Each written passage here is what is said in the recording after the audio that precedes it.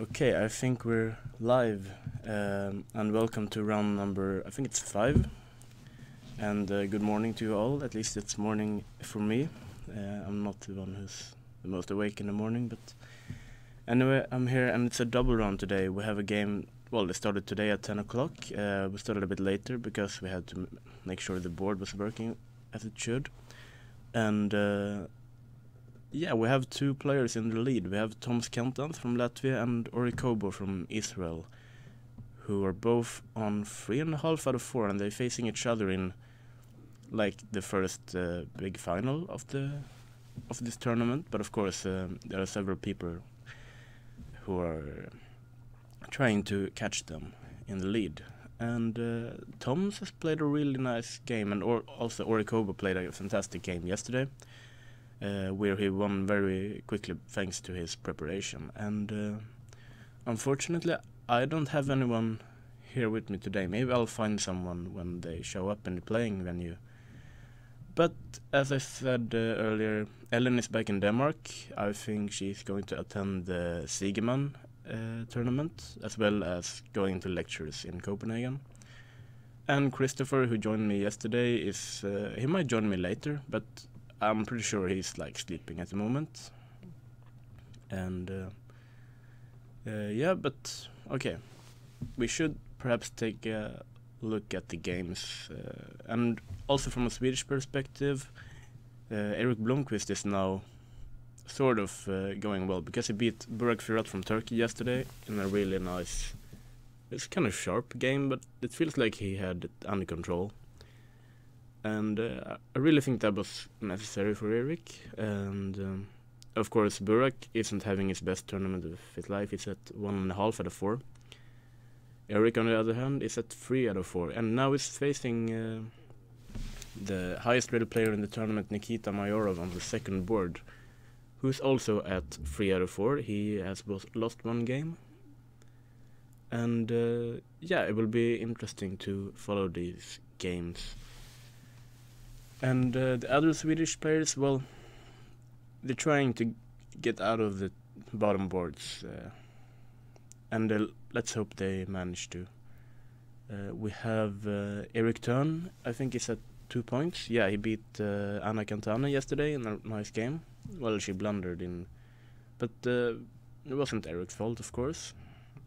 Now he's playing the Indian player Rao, and yeah, I'm gonna come back to that game. And we also have Leo Cravatin, who's at 2 points out of 4, which is very nice. I can't remember who he beat yesterday, because I'm not really awake yet, but hopefully my moves won't suffer that much. So, should we take a look at the top board? Because Ori Kobo got double black, actually.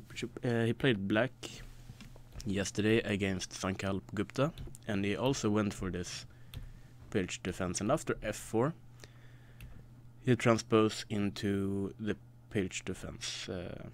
I would say that if he plays if white were to play another setup here instead of f4, maybe he would play like a Tiger's modern with a6 and b5 also, when you wait with the knight. For example, if you play like bishop e3, if you play knight f6 very early on, there could be some problems like f3, queen d2, bishop h6 and h4, and trying to mate black. But if you keep the knight on g8,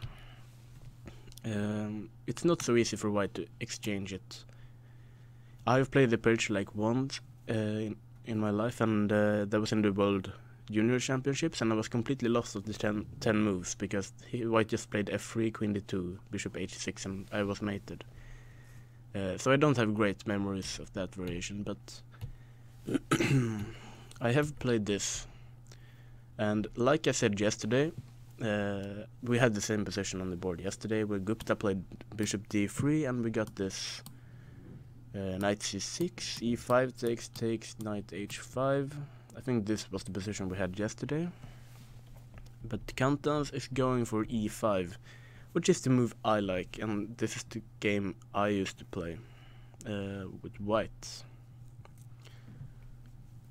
And Ori takes on e5. There are like 2 options here. Black could also play the move knight to d7, when you're trying to like undermine white's entire center here on d4 and e5. And there are some really sharp lines here, because white usually goes h4, and they h5 takes, I think this is the main line, queen takes d4, knight c6, queen f2, they take on e5 I think, and there are like really long lines here, and they're supposed to be a little bit dangerous for black, and I think that's the reason why d takes e5 suddenly got popular.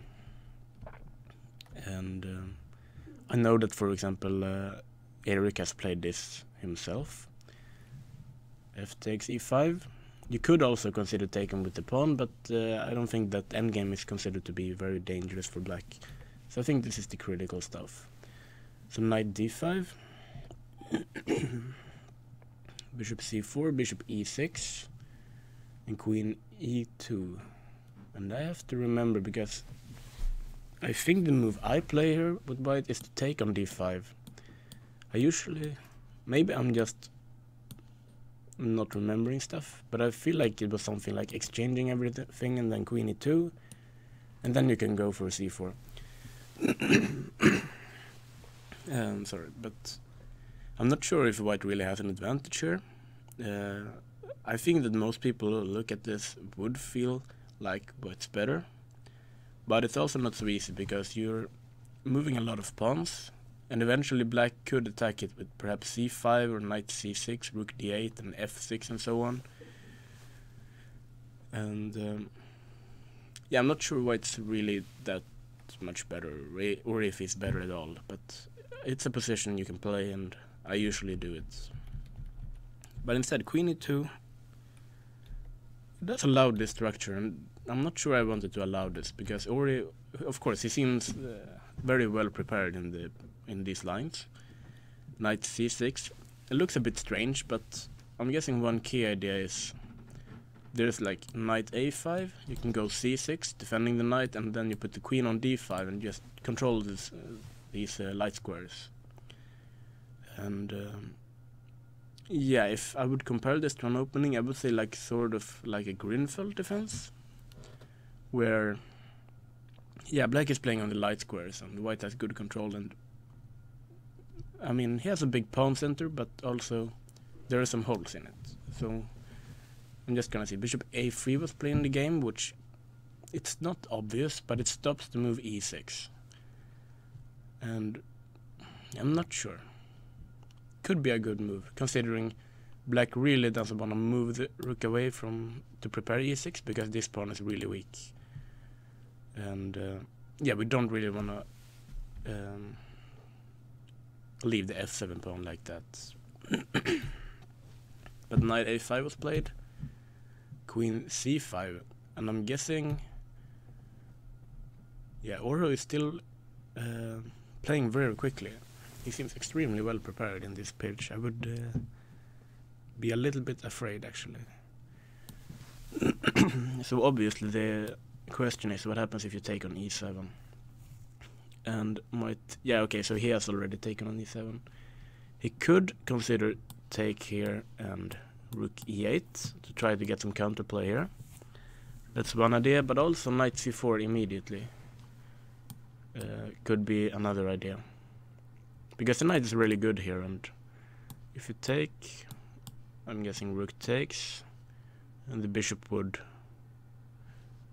he actually played rook e8 immediately, or he just keeps making the moves immediately. He seems very well prepared. And I'm guessing white would probably take on d8. Rook takes, and I'm pretty sure he should castle while he can. And let's say knight c4, and the bishop pretty much has to go back. And white's position looks, well, not so active, but also it's a pawn up. And possibly you could even play a move like f6 and try to get something like this. And while white is trying to develop somehow, we still have like rook e2, maybe c5. Yeah, Ori is playing quickly. It seems like he knows what he's doing. And yesterday he won like straight out of the preparation. So should we take a look at the Swedish player Erik Blomqvist? I'm really excited to see him play. And he's playing the top seed, like I said, Nikita Mayorov. And he goes for the Scotch, which I don't think I've seen him play very much. But I know that I have seen him play one game against Bassem Amin, where he played knight f6, takes, and instead of this sharp move e5, I think it just went bishop d3, d5, queen e2, and we got some kind of endgame, like queen e7. I think it was some kind of endgame like this, and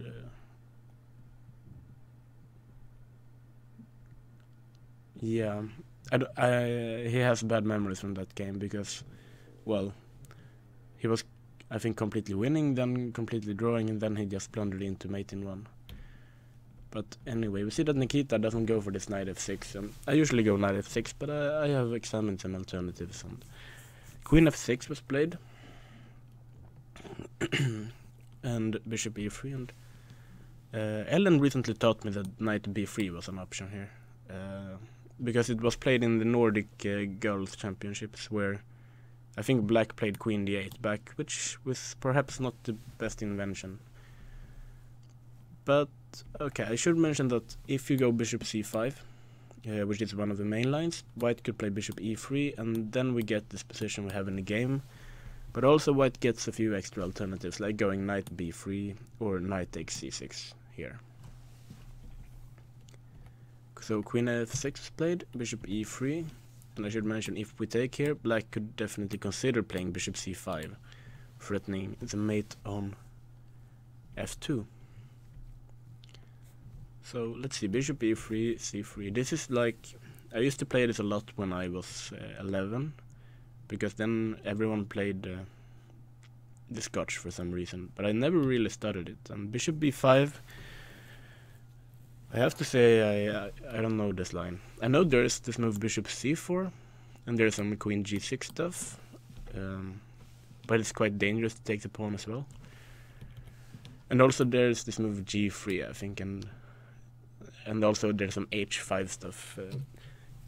Really, if you should look at this book by Bologan, where he covers this, and I also think quite recently there's a book by Sverre Jonsson, the Norwegian theoretician, which looks quite good. I bought it, but I haven't read it completely. But look at those books, and you'd probably be up to date with what's going on in this line. And after bishop b5, I'm completely out of book myself, to be honest. Bishop b6 is always useful. The bishop was unprotected on c5. So white castles, and a4. And yeah, Erik is playing quickly, so he probably knows what he's doing. And yeah, the only thing I can say is pushing the a-pawn is like sort of annoying this bishop on b6. I mean, sometimes you don't want to play a6. If, for example, you're forced to take back here with this pawn for some reason with the bishop on e3. And also you could be preparing some knight a3, knight c4 stuff, if it turns out. Like, if you play a5, then this bishop is really happy, I think, and knight a3 coming to c4 should be quite good for white, I think. But I have to check with Erik, actually, because he usually has some interesting opening ideas. And yeah. Then we have Ravi Haria, who beat Jungmin Seo yesterday. He's playing Tor Fredrik Karlsen. So we have a Sicilian defense, and he doesn't go for bishop d7, which used to be the main move. He plays knight d7, which is sort of the fighting move.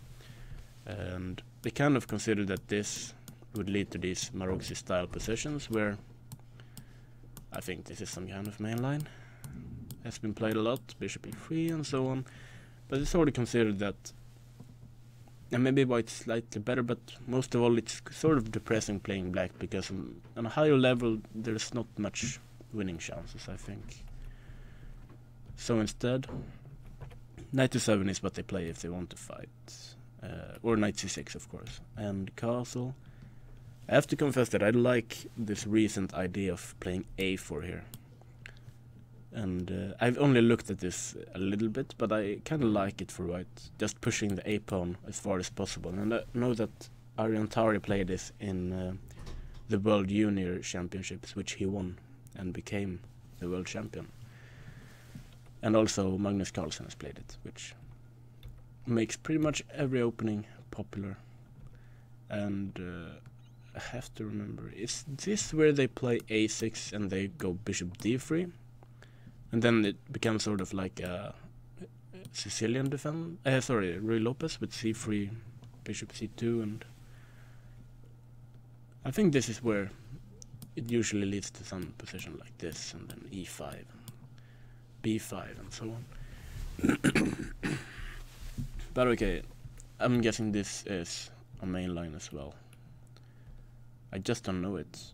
And as we see, we're getting like... okay, so c4. Apparently it's dangerous to take on e4. Don't ask me why, but there should be some tricks here. Or maybe there's no like immediate trick, but I'm actually not sure if there is an immediate trick. But it looks dangerous considering black's development is, well, non-existent.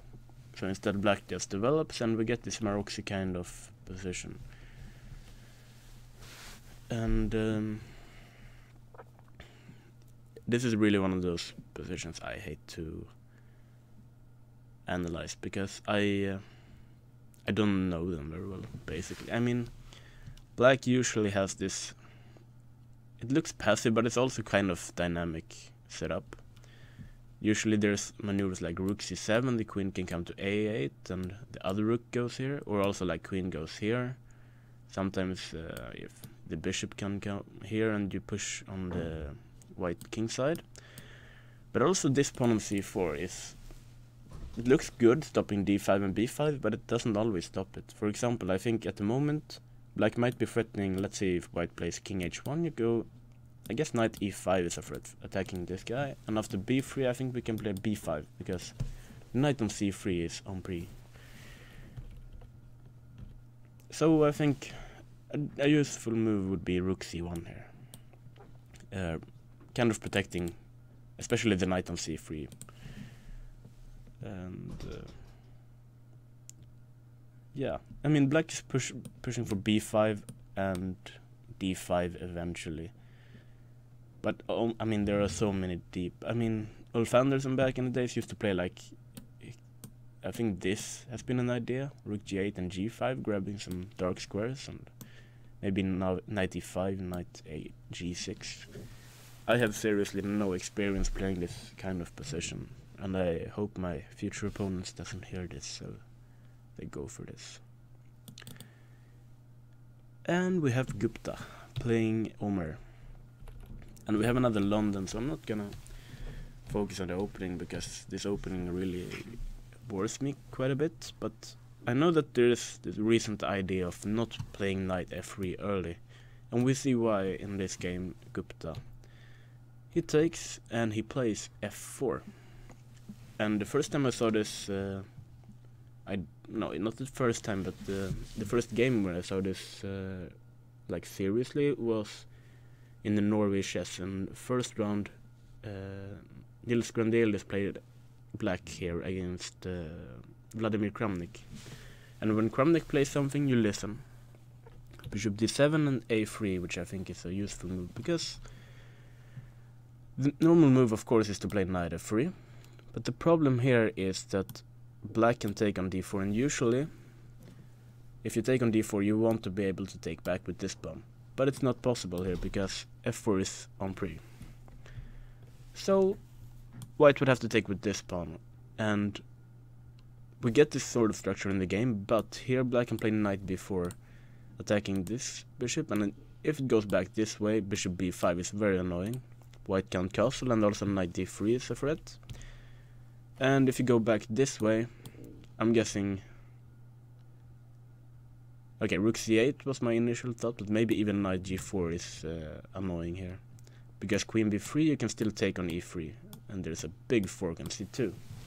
So maybe knight g4 is even worse. So this move a3, I think, I'm pretty sure Kramnik played a3 as well. Knight e7. We should mention that the common setup here when white has played f4 in the London defense, I think Nils played the same maneuver also, is to play this. You move the queen, play knight f5, you attack this guy, and eventually the knight ends up on d6, where it's supposed to be the best square for the knight, attacking and covering a lot of important squares in the center. I'm also not sure if maybe white should take on, if maybe you should include taking on d4 before you go knight e7. But I don't see a big risk of playing knight e7. So we place this, queen b6. And I'll have to remember, I actually made some analysis of that game for the Swedish Federation's website. And the thing is, I remember that at some point you should play knight f5. And of course white, I don't think I want to take, because this open e-file against this pawn is quite strong. But after queen e2 there were some lines with knight g4, just annoying this pawn on e3 as much as possible. But Nils didn't go for this, and I think Kramnik played a very nice grinding game. Even though Nils was holding quite well, it's...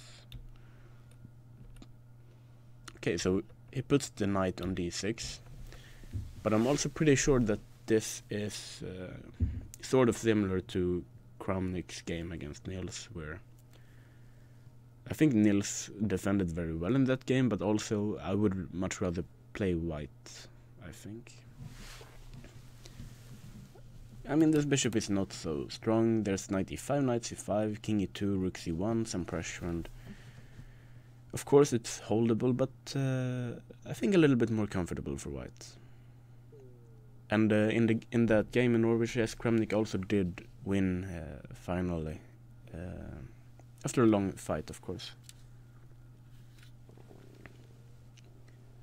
So let's take a look at my good friend Eric, because he's making hopefully some good PR for my book here. He actually sent me like a screenshot this morning and said from a position from my book, and he said, yeah, I'm going for this. And I think he pretty much started playing e4, e5 a few years ago, and he's like the main... he is one of the players who uses my book the most. He uses the book more than I do. And this is the main line for white, and I'm pretty sure it's also the best line for white. Rook e1. I should just mention that all of this, if white plays a3, a4, c3, and so on, knight e2, I believe that black can play d5 and get a pretty much... okay, it's an equal position, I'm not gonna lie, but I think it's comfortable. It's a position to play. I mean, usually the best player wins, but I like those open positions if I get the chance. So rook e1, put some pressure on e5, kind of forcing black to play this d6 setup. And now we're kind of threatening... Okay, we should mention d6 also defends the pawn on e5, so knight a5 grabbing the bishop here is also a threat. And a4.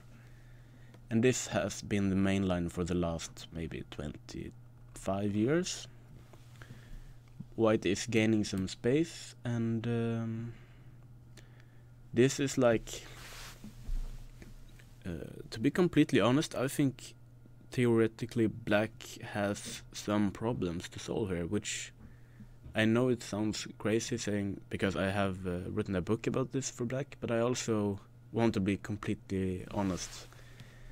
Because, well, first of all, when I wrote the book, there was, the main line was to play knight a5, and play c5, and I think they go c3 or knight a3 here, something like this.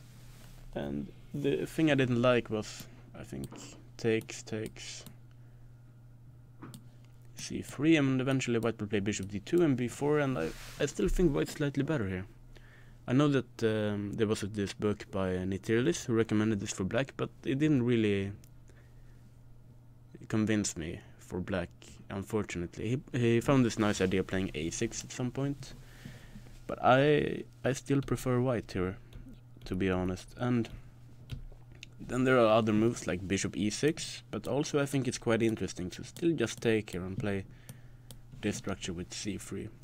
And I make a case for not going for this structure so much in that book, at least not when white can play c3 and this kind of position. When white has played knight c3, it's a different story. So eventually I ended up recommending king h8, which is a very strange move, but it's also quite interesting. a5 grabs some more space, a6 kind of stopping it. I have also tried rook b8 here, but I don't believe it's the best. And here is where the developments are starting to take place, because everyone played c3, knight g8 and d4 and f5 here. But I think I haven't read anywhere that my analysis is supposed to... I haven't read any like good developments for white here.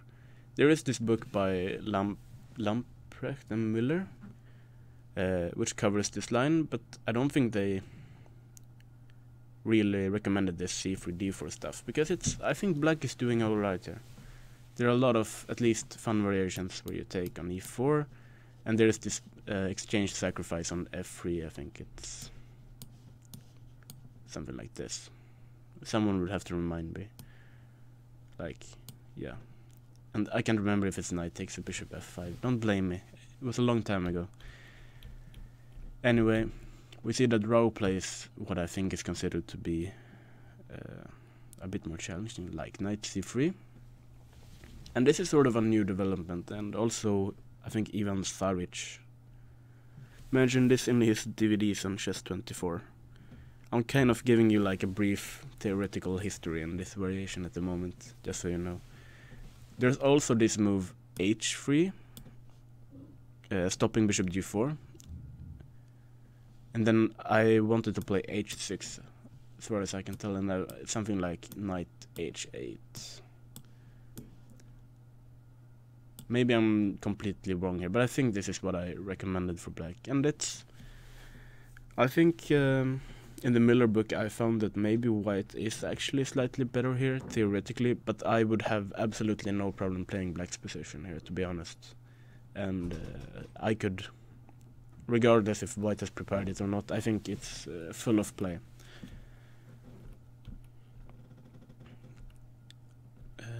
But after knight c3, bishop g4, kind of taking advantage of white not having played h3. This is where, I'm pretty sure this is where g4 is supposed to be a bad move, because now this sacrifice is very strong. And I had this book, this in the book, and I think it's like bishop e3, f5 and even. And then there was this game where black just pushed all of the pawns up the board and just completely crushed white. So instead, white played bishop e3, and now I have to confess, I'm not sure if this is in my book or not. I don't think I covered it at least extensively. So let's see. I mean, Eric has been thinking quite a lot, which is not so great for my book, but yeah, knight d7 looks a bit strange to me, but maybe it's... Yeah, the thing is g4 makes a lot of sense now. There is no sacrifice in g4, bishop g6, and usually the bishop isn't that happy here. So I'm a little bit puzzled by knight d7, but alright. Knight e2. So probably the knight is heading to g3 and eventually f5. And you could play like king g2. Some setup like this is also possible, and start pushing the pawn. And I have to say, I really hope Eric wins this game for the sake of the book, but I'm not completely convinced by knight d7. I will have to think for a while. I think maybe knight b4 makes some sense, because there is this hole on b4. And I mean, if white doesn't do anything, you can play maybe c6 and d5. And I have to figure out if like rook a4 is a good move here or not. Maybe black should play c5 or something. Knight b4 looks sensible, but okay, he went back with the knight. I'm not convinced here by Eric's position, but he's probably preparing d5. You know, this well-known saying that flank play should be met by a counter in the center. It's a good rule, I guess. I think he's going for d5, which would make sense, I guess. I'm also not sure, maybe white can play g5, but then knight h5. And I can't really say what's going on. It might be dangerous for white to push g5, honestly, because there is also f5. Anyway, I'll let Eric solve those problems. I'm kind of mean that way. I give him bad positions and then I let him solve the problems. So yeah, I'm gonna update to see if we have any games that is like extremely interesting. We have Jungmi and Theo always playing interesting chess, and he once again goes for the Leningrad. But h4, like Han plays, is extremely aggressive and also quite dangerous, I believe. h5 and Jungmin just ignores it, because I know that you could have, I'm not sure if to play e4 immediately, but I would perhaps even take and play e4. And this is at least quite dangerous for black. And in practice, if you don't know the theory, you don't want to allow it, I think. But now white has a pawn on h6. And I have a really bad experience. I have one game, I think it was in this structure, where I just pushed the pawn all the way to h6, and it was so humiliating because my opponent played knight c6, then he played knight e7, knight g8, knight takes here, knight f7, and I had absolutely nothing to do the entire time. I just lost that pawn for nothing, and I lost the game. That was beautiful. I still don't know what I was supposed to do here. But okay, with the bishop on c1, did he play bishop g5 actually? Okay, he did play bishop g5, but okay, this is sharper. Also not sure if it's the best, because if we trade a lot on f6 here, this should be completely okay for black, I think, because you castle, knight c6 and e5, put some pressure, bishop g4 coming. White doesn't really have much an advantage here. I mean, he's only pushing pawns. So he decides to keep the knight. Maybe try to keep some pressure on e6, but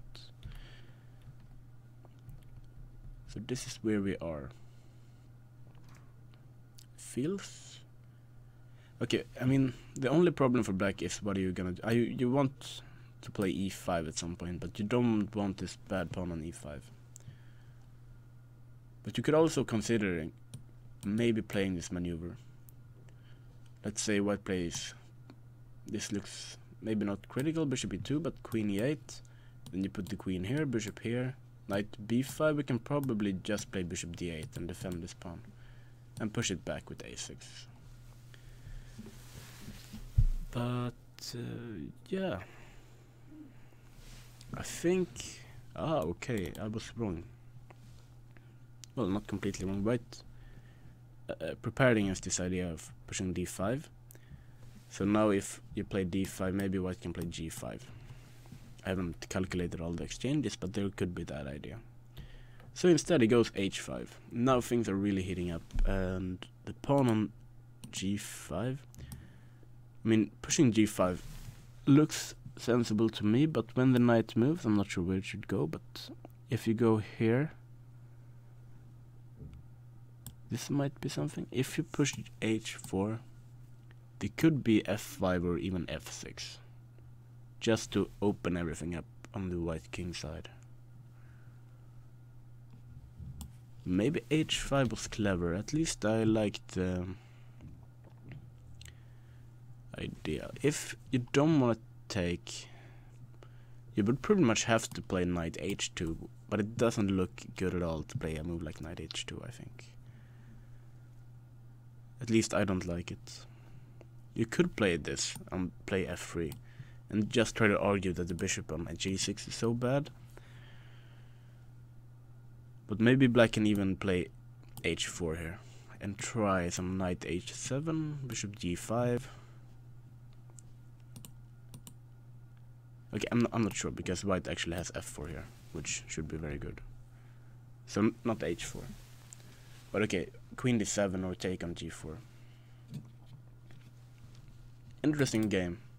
Eric has been thinking for quite a while in this game, and I think I'm gonna take a short break. I'm talking by myself. I'm gonna go out and see if anyone's here, but everyone I know is probably still playing in the tournament or they're sleeping. And before we take the break, I'm just gonna mention that Orikobo went for the same variation that I mentioned before. Knight c4, the bishop goes back, f6, white has to take, bishop takes, and now Kantans is thinking. But Orikobo just keeps blitzing at the moves, which is quite impressive. And I think, like, if you play bishop f4, black could probably just play c5. And the problem is with these variations that... yeah, white is a pawn up, but it's quite likely that you give up. Black has a lot of pressure, so you just give up that pawn to exchange pieces, and we have a draw. I haven't made any bets because who am I gonna bet with? Like, but I'm gonna go that this game ends in a draw. I'm gonna go. I'm rooting for Eric. Yeah, I'm gonna bet that Eric wins this game. Also because I really am biased. And in this game, I think Tor Fredrik and Ravi knows each other a little bit. I know that Ravi knows the Norwegian juniors quite well. So yeah, I'm gonna bet for white win, actually.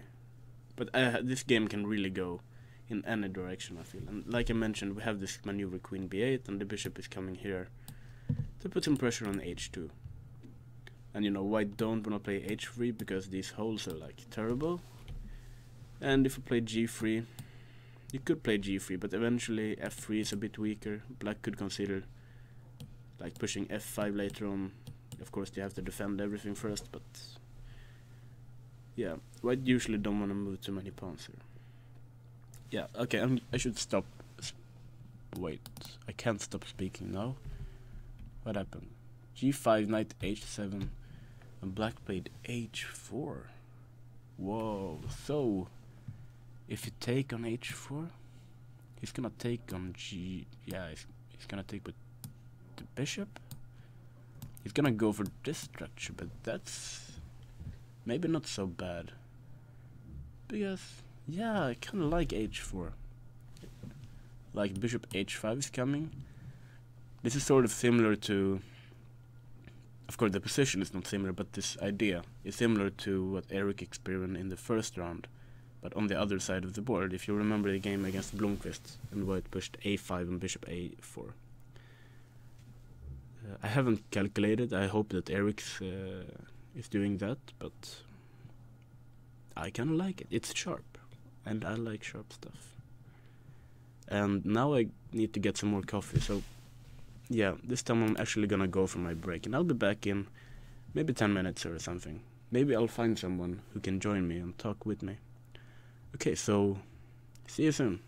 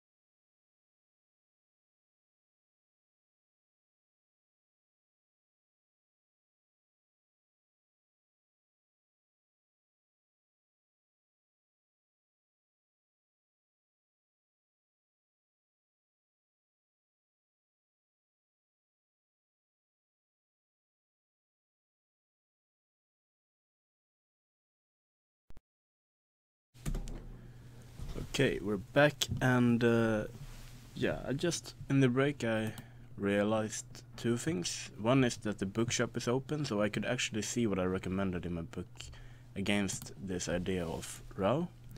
The other was that I didn't shave this morning, and I apologize for my viewers for that. But okay, bishop e3.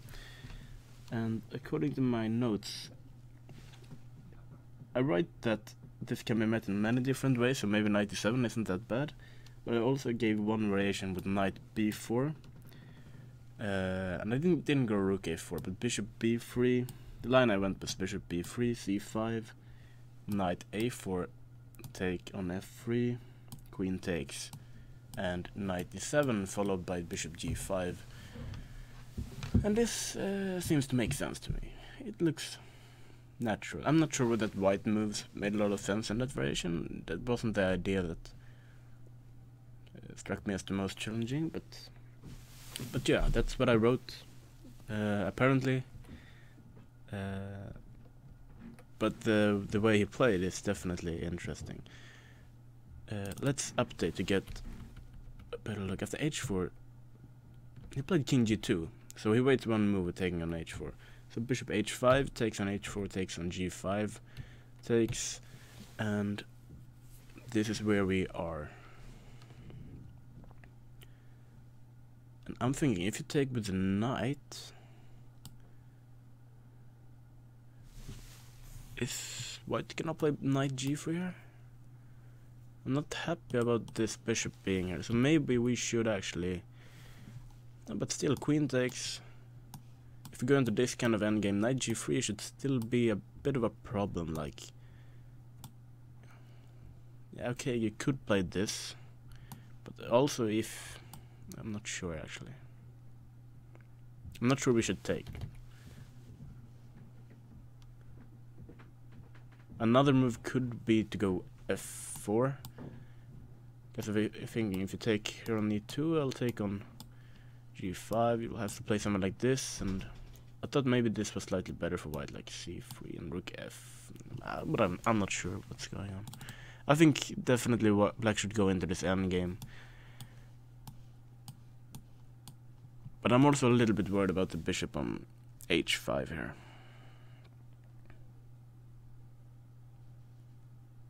So knight g3, bishop g6. The problem is if you take and take, black has this knight on f3 and also knight d4 is coming, so maybe this isn't that bad for black actually, but I'm not sure, maybe white should just play it. It could be, knight d4 is also strange. I was thinking like rook f1 to push f4, but knight d4 might also be a bit annoying. I'm not sure I want to allow that. So maybe it's just okay for black actually. And I am live. Yeah, I am live. I hope I'm live. Just gonna check. Yeah, I'm gonna assume that I am live. So where should we go? Let's take a look at contents. Because I really thought this was gonna end in a draw, like white gives up a pawn but exchanges the pieces, and he just exchanged the bishop, and this bishop on c1 makes, I mean, it made a lot of sense to exchange it because it wasn't very good on c1, so takes, and there's still a pawn down here, but or he has like blitzed out every single move in this game. The thing is, what about rook e2, and white is definitely gonna play rook f2 here, I think. And you could just try and keep up the pressure, but I'm also not sure how good that is. Like, what's the big threat? If I maybe h3, even knight f3 is a move. So I'm not sure rook e2 immediately is the move to play. They could also, okay, he did play rook e2. Did he like analyze the peerage down to the draw? The entire peerage. He seems to know these lines like extremely well. The point machine. Maybe I should start learning the peerage, because I kind of like these forest lines.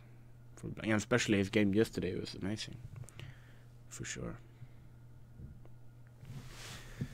we're gonna take a look at if Omar is defending. The knight is on d6, where it was heading. So knight c5 was playing knight e6, knight e5, b6, and he just grabbed the bishop, which looks strange, but I mean, if you go back, this knight isn't better than this bishop, and also bishop b5. Exchanging this bad bishop could be an idea. So takes, rook c1, knight c6. I think like if you take here, I don't think white's gonna win this, because let's say king d2, king e, I'm not sure, king e2, black can probably play h6, and there's, maybe you can actually, I was thinking you could be a bit annoying putting the bishop here, so that black can play rook c8. Actually, isn't this a bit annoying?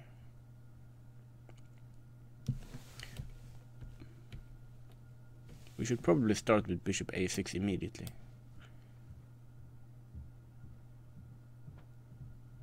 And as far as I can see, this is a bit annoying, because I mean, if you play knight e8 trying to get here, there's always like this check. And it's really disturbing. What about bishop a6? I don't really see big problem if you bishop a6 and next move king e2, rook c2, next rook here. And black has to find something. Of course it's not losing, but it should look, I mean, doesn't it look comfortable for white? Maybe they're worried about black playing like rook e8 and pushing e5, but yeah, that's actually maybe not a bad idea. Let's instead see what's... was this the game? No, sorry, this is not the game. He kept the knight on c6, which also makes a lot of sense if you really want to play for a win, because that knight on c6 could be annoying. So black tries to exchange it, and now we can get something similar to what we had if we take and play bishop a6.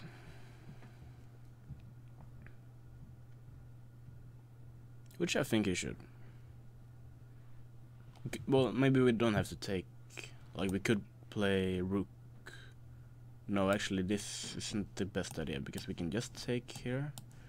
Rook takes king d7, and we're not really in time to annoy here, because black can exchange everything. And now we don't have much of an advantage anymore. This is just a draw.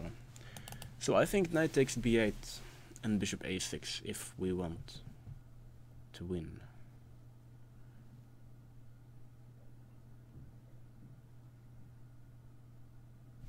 Yeah. And I would prefer white. So what game should we take a look at next? How is Eric doing, our Swedish hope? After a4 he just played d6, rook e1.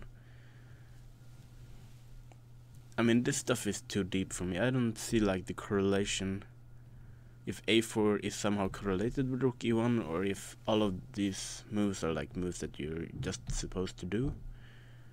So queen g6, f3, covering that pawn. I would have to considering black pushing f5 at some point here, which is quite a normal idea. I think d5. Usually you want to push d5 in this kind of structure, but I'm also not sure that's the case here, considering like takes on c6 maybe and bishop d3. But f5 is a bit more aggressive, like opening up for the rook. But okay, at the moment, if we were to just take everything, and I apologize for the sound in the background, we can't really do much about that, but this looks okay for me, for black, for my euro. So maybe there's some like concrete lines with queen b3 or something that's like comfortable for white. There is so much noise going on in this tournament. I can't really deal with it right now. I'm gonna shout at them at the next break.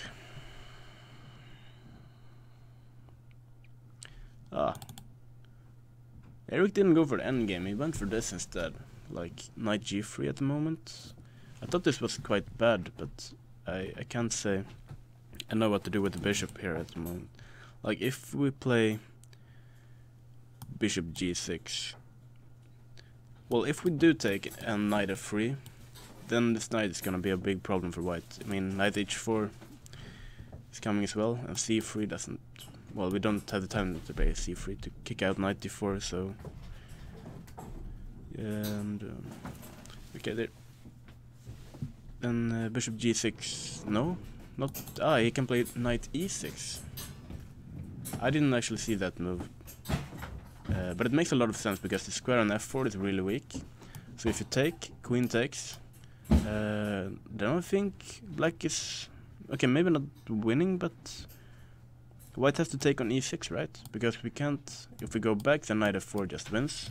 And we can't really protect on h5 because if we play like queen d1, we can okay, we can't take because there's a check, but the position just looks horrible. Like knight d4. Also, you can maybe move the king and then knight f4. This just looks. This is starting to look good. So let's see what happens. I like a knight on f4 for sure. So if we take this guy. I'm guessing f takes, but then this knight doesn't have any good squares. No, black must have a good position. I mean, you have to take, I think. Queen takes, and I'm very worried about white's king. Wow, Eric is playing great, I think. And yeah, I apologize for being a bit morning tired. And missing a lot of moves. You have to deal with that. Okay, he could play knight f5. But then knight f4. King h2. Maybe g6 is a move. I really starting to like white. Oh, actually, yeah, g6. And if the knight moves somewhere, like knight d4. Look at that threat. Wow. Eric. I really like the way he played this game. I wasn't sure I liked knight d7, but when he played h5, I really liked that. And I still think white maybe shouldn't have gone for this. Maybe he should have just played knight h2 here or something. Trying to play against this bishop on g6, but still I don't think it's that dangerous for black. Okay, it's far from over. I'm just very happy to see Eric playing well. He didn't start the tournament very well, and he was very much losing against Muhammad Ali in the second round. About Muhammad Ali, look at that bishop on b2. It seems very bad for black. No, this has to be losing for black. What happened in this game? We haven't seen. Isaac had a rough tournament. He lost yesterday against Leo, I think. So far, normal development. And we get the Queen's Indian. And you guys have to correct me, but this is where you play knight e4, right? I'm pretty sure Ulf Andersson has played like thousands of games in this line. Takes, d5. Isn't this like a Ulf line? Takes, and queen d5 and so on?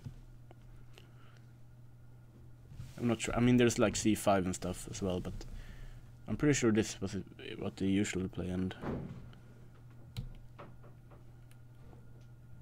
yeah, I'm pretty sure. Like, isn't this what Rapport is playing? Bishop d2, and there is f5, but also bishop f6. Yeah, I think knight e4 is the move, because this is an annoying bind. I really prefer white now. Knight d7, queen a4. I think Isaac is playing well, putting a lot of pressure on the light squares here. c5, and it just takes everything off. And he ends up winning the pawn on d5, isn't he? Yeah, it seems like Isaac just played a very good game. Yeah, I was just thinking knight e4, which might be the best try, but like queen d4 and like rook d1 has to be good for white. I can't imagine it's not very good for white. So I think Isak is gonna win this game. And Mohammed, we thought it would be tough for Mohammed to score a point, and it was that game against Eric that really was his chance, I think.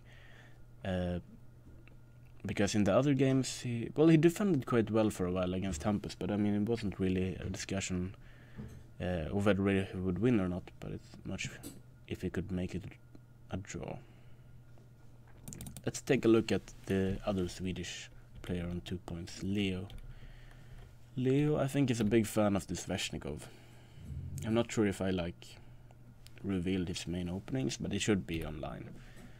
So we have another bishop b5 Sicilian, and we get d6, takes, and I should be able to say something clever, but I really don't know anything about these lines. I know there is this one line where black plays e5 and f5. Look in this book by Cotronias, Beating the Anti-Sicilians, but really I can't say anything about the structure. I should say that I prefer white generally. h3 makes a lot of sense, c3. And this is... I really prefer white because of the structure. I'm not sure if c3 is like the main move, or if it's even theory, but I have a hard time with black structure. It feels like white has maybe this idea of playing a3, b4. Like if we get some kind of structural advantage like this, it could be a bit better. But most of all, I think we have flexibility. Like if we put a knight on c4, it's very difficult for black to do anything in the center. We can pretty much never push d5 because of this pawn. So the only idea black really has long term would be to play g6 eventually and f5.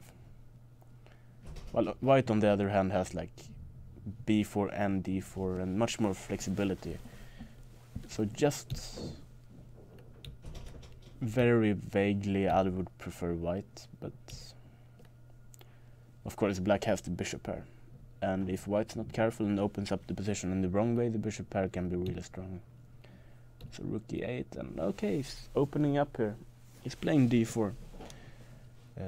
So if black is gonna take everything off here, then we have an open position, at least a bit more open position with the bishop pair with black. But on the other hand, these pawns might be weak. Like if you push c5.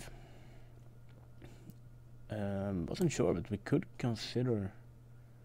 Is this really good for white? Like, we can take and play d5. And I'm not convinced by white here. I wouldn't probably play d4 so early, but... Okay, so he plays okay, maybe the idea is just to take with the bishop, perhaps. And then... Yeah, eventually, like, his idea could be to play this kind of structure against the pawn on c6. And yeah, c5, you just go back here, I think.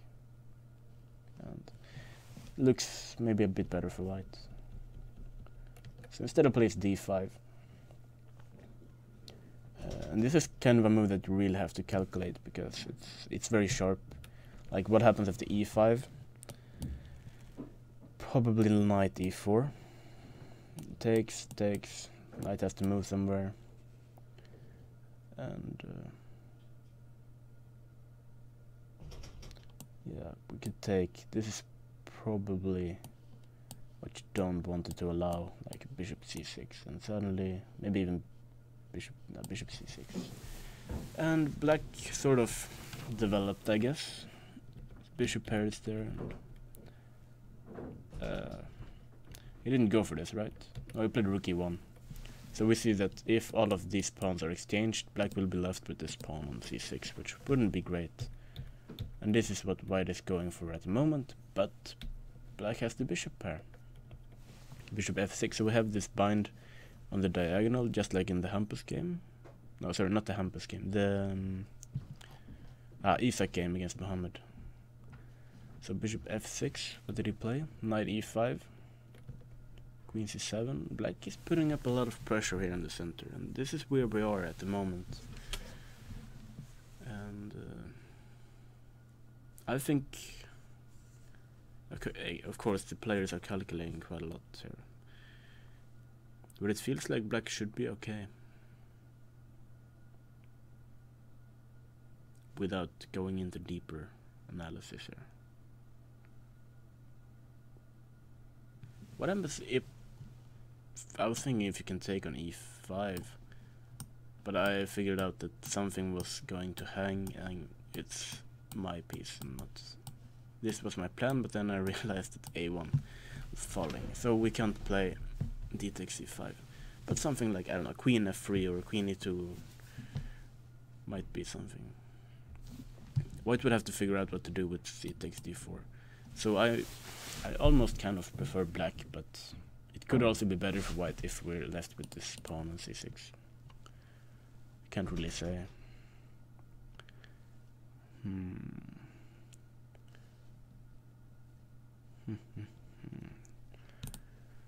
Eric, this is like the position at the moment. Okay, so we took on h5. I'm pretty sure it's gonna take on h4.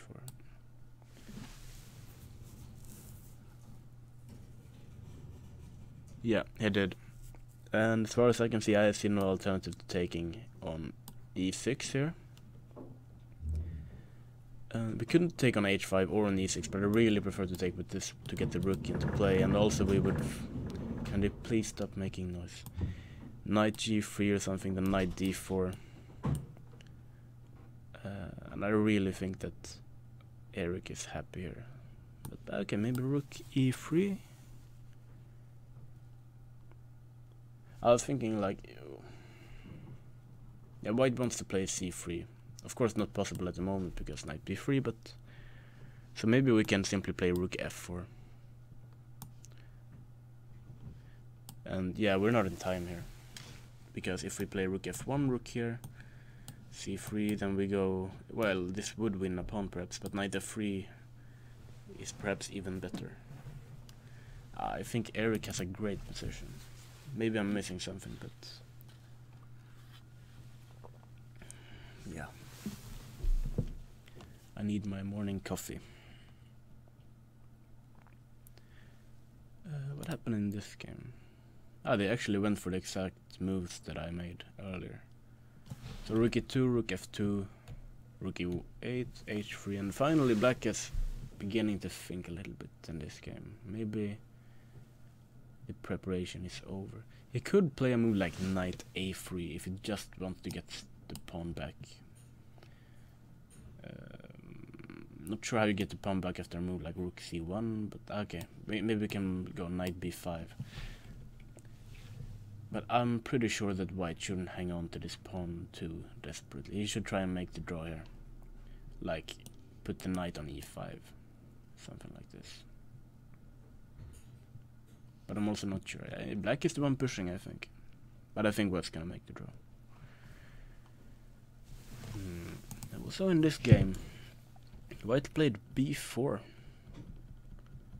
Wait, I have to go back. I did play rook c1, which I mentioned. Queen c7, and bishop goes around here. I like this bishop g1. Just making sure we don't have to move our pawns. So rook d1, putting some pressure. And rook d8. And I think... Yeah, black would love to play d5 at the right moment, and he could imagine like knight e5, knight g6 as well. And b4 is like really sharp. There is always this idea that white could play a4, b5 and put something on c6, but on the other hand, black gets a square on c5. And most of all, I'm worried about this pawn on c4 becoming weak. So we see knight e5 is what Tor Fredrik plays, and white just keeps pushing pawns. I'm not sure if I love this or not, because I've seen many games like, I don't know where the knight should go here, but this bishop against that king, like the queen is probably coming to, okay, I'm not sure if it's going to a8, but the position is extremely concrete. And concrete is not really my cup of tea, and also especially not when I'm commentating and I have to like go into very deep analysis in a messy position. So there is a lot to calculate. Like if you go here, is it good or bad to play f5 and so on? You have to consider like this structure. Like at the moment, I actually have no idea. The knight on f5 should be good, but yeah, I think I better than the white win here, but I have no one to lose against in the bet today, so yeah, I don't know. We haven't looked at Milton's game today. He's playing the Turkish Grandmaster Burak Firat, who has a tough time in this tournament. And we have the symmetrical English, but it could transpose into this Maroczy bind structure, and it does. Bishop d2. I thought the bishop was gonna be on e3, but I honestly don't know how to play these positions. There is this line where white just keeps the knight on d4 and plays bishop e3, queen d2 and so on. That's what I usually play, but I know that I think Peter Heine Nielsen wrote a chapter about the Maroczy bind in Experts versus the Sicilian, where he claimed that knight c2 is a good try. Like black really wants to trade some pieces, and usually, let's say if we don't, let's just say that if the knight was here and something like this, a normal idea is to take and put the bishop on c6, putting some pressure here. Then you go knight d7, you trade those bishops, and then you play something like a5 and puts the knight here. And I think that's what black is aiming for in the Maroczy bind. So bishop d2, it could be that it's trying to keep the square on e3 for the knight to increase the control, but also the square on d4 would then be better for black. So I have to say this bishop d2 is unknown to me. But everything is of course playable. It's a lot of lines, mostly ideas here. Knight d5, not sure, like e6, knight f4. So we can see that white kind of provoked e6 and is trying to claim that this pawn on d6 is a lot weaker. Whether this is the case, I can't say. I'm gonna bet for a draw in this game actually, because Milton is quite like, he's a solid player. You might not think so considering the first round, rook e1, rook e4, rook h4, but I know that he's a solid player. He doesn't make a lot of mistakes. He played a beautiful game yesterday against Kuzuksari. I think it was the game of the day. And yeah, and Burak hasn't played his best tournament here. He joined us and saw the Champions League game yesterday, but yeah. And yeah, congratulations to Liverpool, who is in the final playing Real Madrid, and I think it's like 26th May in Kiev. And yeah, where should we go next? Majorov didn't go for f5, he went for d5, so he probably he included a6 first, and white didn't want to give up the bishop pair. And I think if you go to c4, then eventually black could gain time with playing knight e5, and then like now f5 should be good for black. And this knight on e5 is quite strong because we can't really kick it with f4 because knight g4 picks up the bishop on e3, which is too useful. So bishop f1 makes a lot of sense, and d5. What's going on? Okay, what played knight takes c6, so we have some exchanges going on. And we can take on e3 if we want to. Rook takes, and would black really have any problems if we take with the queen? I don't see, like bishop e6 is coming, and if we take immediately, Could even take with the queen here, actually. Yeah, queen takes c6 has been played without taking on e3, I should include. And okay, if white takes, this is probably not the greatest idea. We have a check, and also b2 is falling, so I don't think he's gonna take on b6 here. But the game, I think, is leaning more and more towards a draw, because white will have to try and punish this d5, and if he can't punish it, he's gonna take, and then we have this symmetrical 3 against 3 on both sides of the boards, and it's possible that everything just comes off the board, actually. So my bet of Eric winning seems a little bit less likely.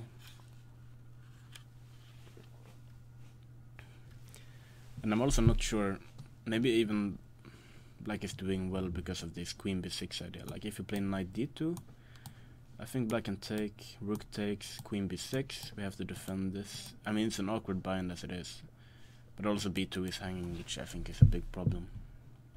So knight d2 is not the move. We could take on d5, and like rook takes, knight takes d5, rook e5.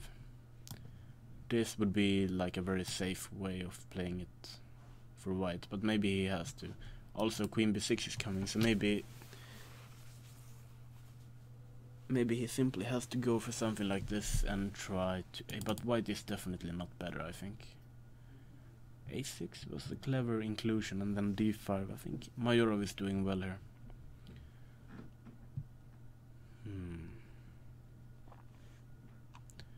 Oh, in this game, black is gonna pick up a pawn on c3 and maybe keep up some pressure here, actually. Like h3, h6, and then he takes in rook e3.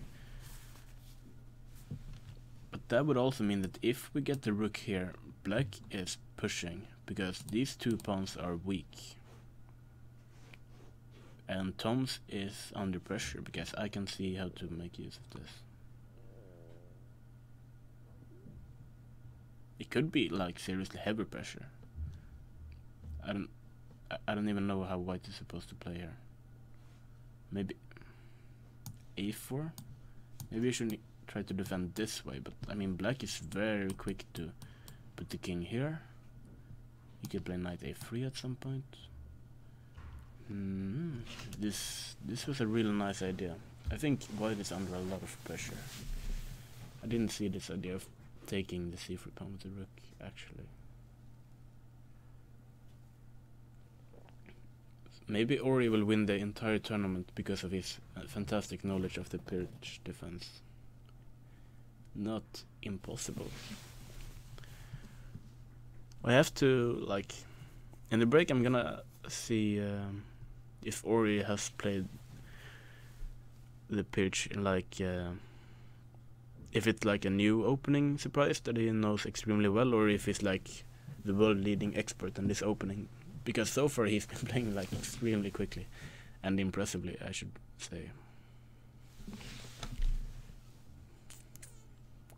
What game should we take a look at next? I haven't seen Hampus' game today against Anna. So Anna, the wife of Tom's, playing on the first board. I also think they have a child, at least. Yeah, I think they have a child together. She's originally from Poland. We have the real Lopez. We have seen this position so many times before. I'm not gonna go through the theory, but bishop g4. There was this other game early in the tournament, but I can't remember who played. I think there was an Indian player who played black, and this was the c6. Yeah, and it was takes, something like this. No, it was Anna who played with white against who? No, it wasn't Anna. I can't remember. Sorry, guys. Maybe no. I can't. Sorry, my memory is completely. But anyway, she plays bishop e3 here, which is the other main move, and well, it's probably the main move at the moment. And like I said, we can't take on e4 because bishop d5 wins a piece.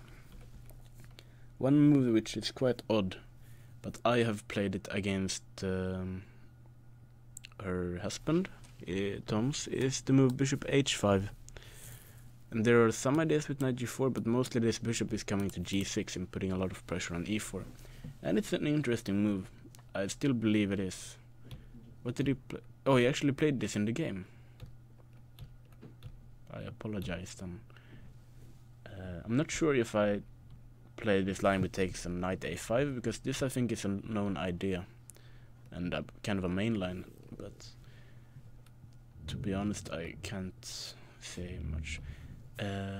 White, there is this line when you take on b3 and you get the bishop pair, but on the other hand white has a really comfortable position in the center, and also I kind of slightly prefer white here.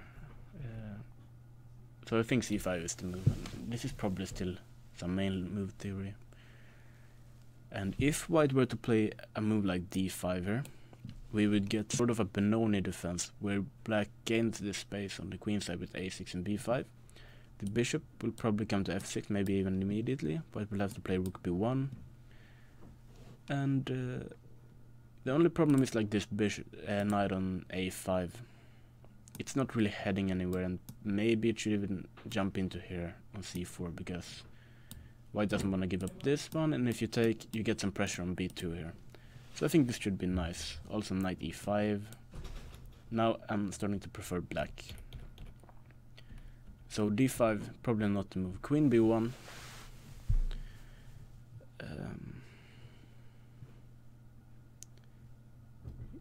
Yeah, this is the weird thing. I know that the queen usually goes to b1 in this line with bishop h5, but no, I can't remember it was this exact position.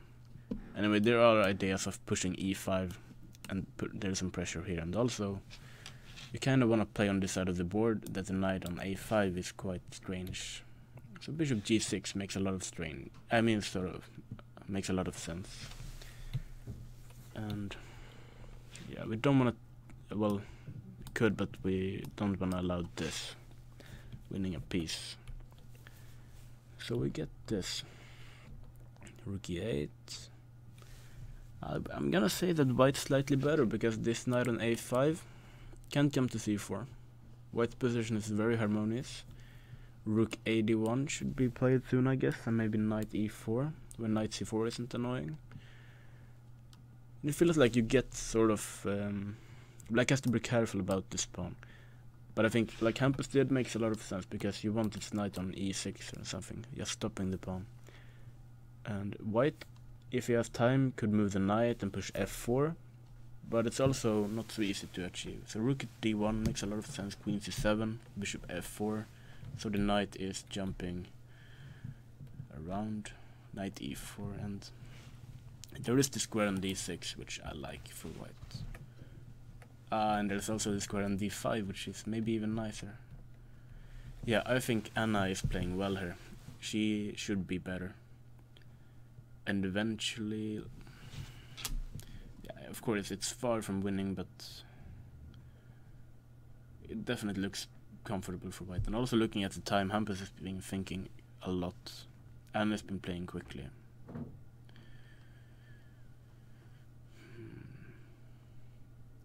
I should mention that Anna and Tom's has this Facebook channel where I can't remember the name of the group. I have to mention it, but follow it.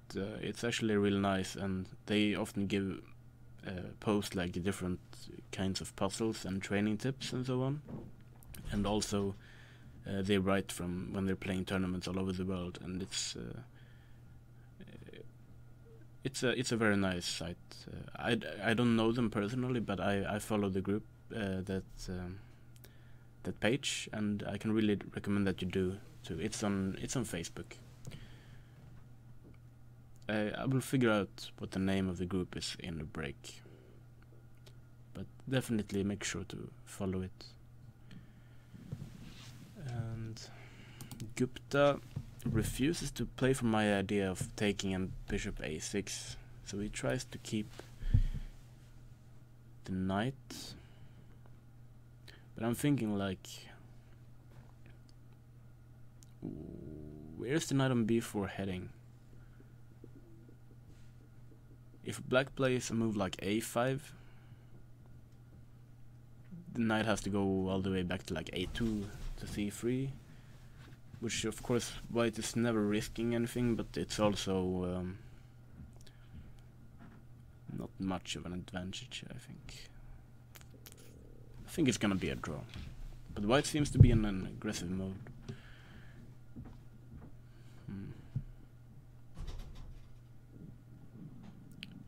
So, oh wait, what?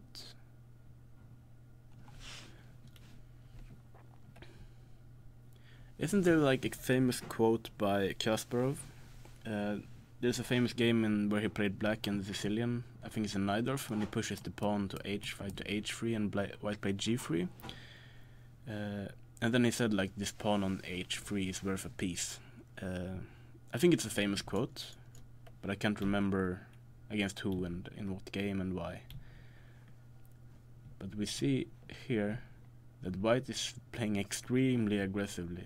This is the count we saw in the first game, where he just completely crushed Burak. And Jungmin didn't dare taking this one.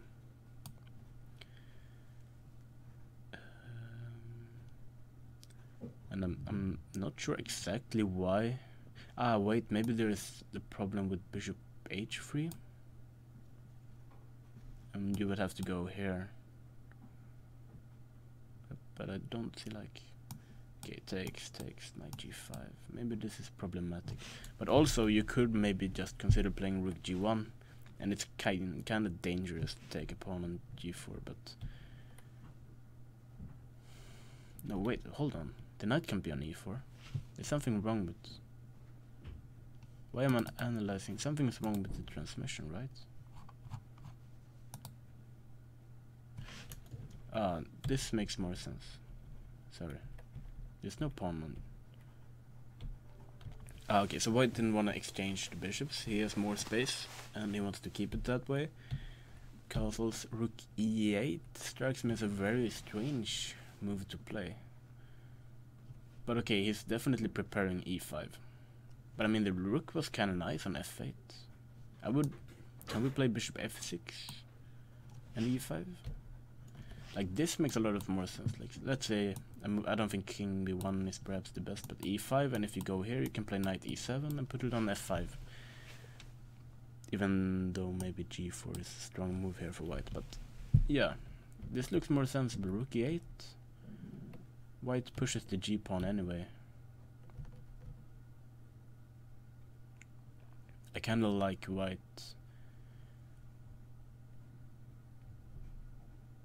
Yeah, I do.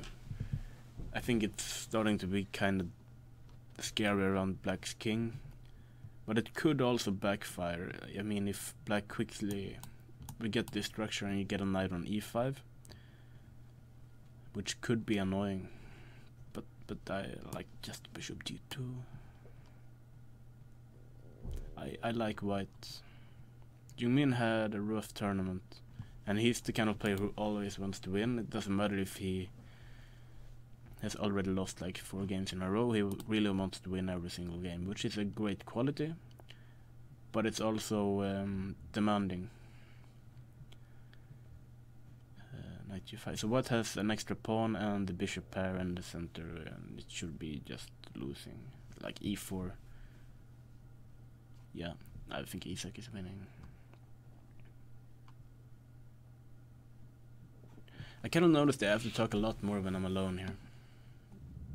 That's not good. I need to find someone who can talk with me, and then I should find someone who can replace me. What is going on in this game?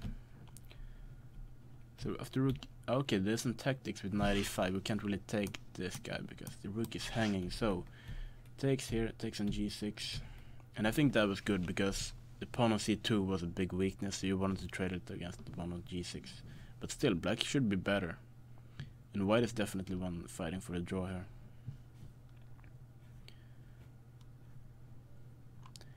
Yeah, not that much is going on. How about Eric? He prevents queen b6 by putting a pawn on a5.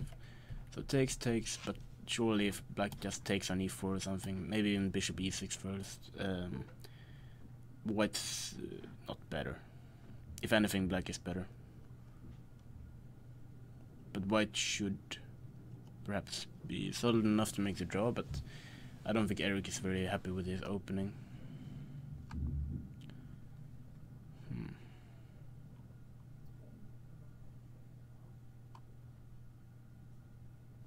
Yeah, not that much is going on. Like Eric is pushing. Everything we mentioned happened. Knight d4, rook e3.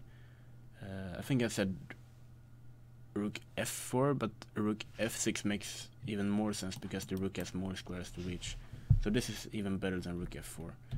And the other rook comes queen d1, trying to cover this square.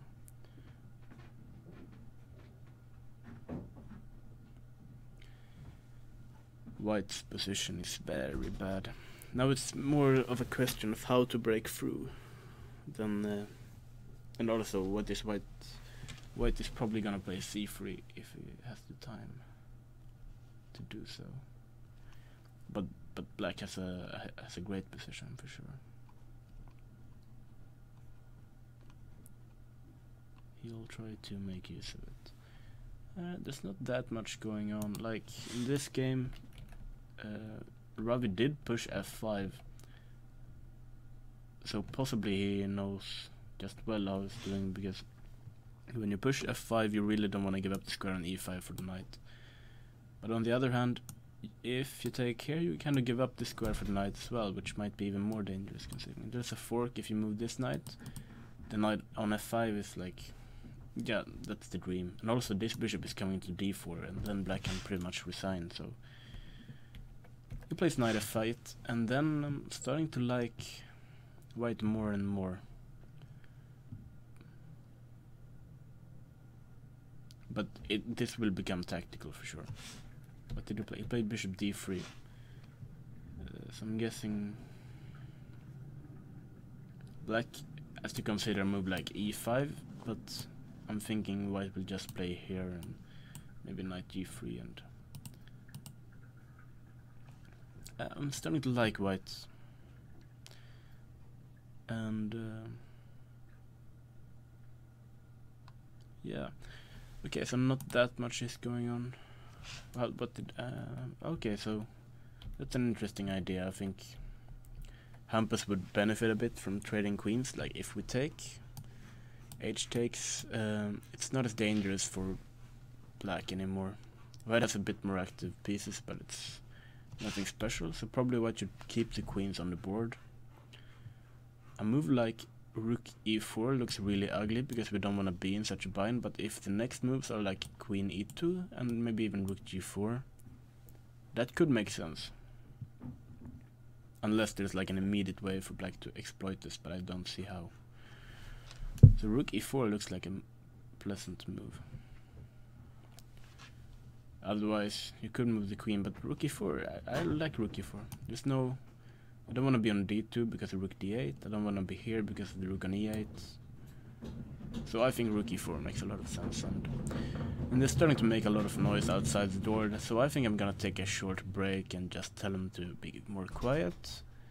And yeah, so far not much is going on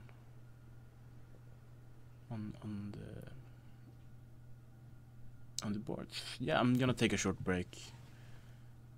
And I'll be back in a while, hopefully a bit more moves. And okay, they're not really aiming for the time trouble yet, but maybe they are soon. So I'll be back in a moment.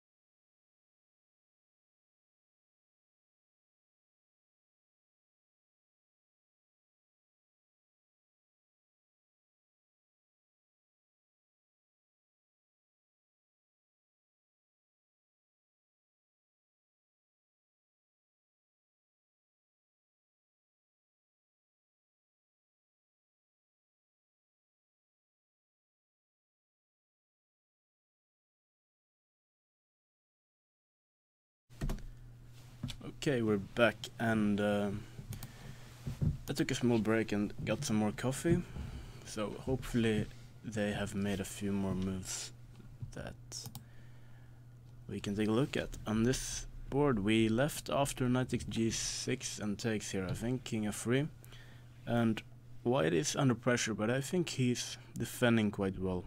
This knight e5 was a nice shot. Otherwise, he would have had a really bad position, I think. But now, it's quite possible that white will perhaps lose another pawn. But there will perhaps still be some drawing chances, like knight f4. I'm actually not sure how he's gonna lose another pawn either, but black's pieces are looking much more active. So knight d6 is coming. Maybe the knight is coming to f5 or even b5 to put some pressure on these pawns. So, sorry, what did you play? Ah, this is the position they have at the board at the moment. White could of course push this pawn to d5, where it will be defended by the knight. If it's enough, I'm not sure. Like, if you play knight f5, I am not sure if the knight should be on f5 or b5. Because I was thinking if the knight is coming to c3, it's putting pressure on a2 and d5 as well. But white should really try to exchange a lot of pawns if it's possible. Let's say a4, that comes here, a5. I don't know, rook d2 takes, something like this would be the dream for white, I guess. Knight d5, and now you made the draw, so you're happy.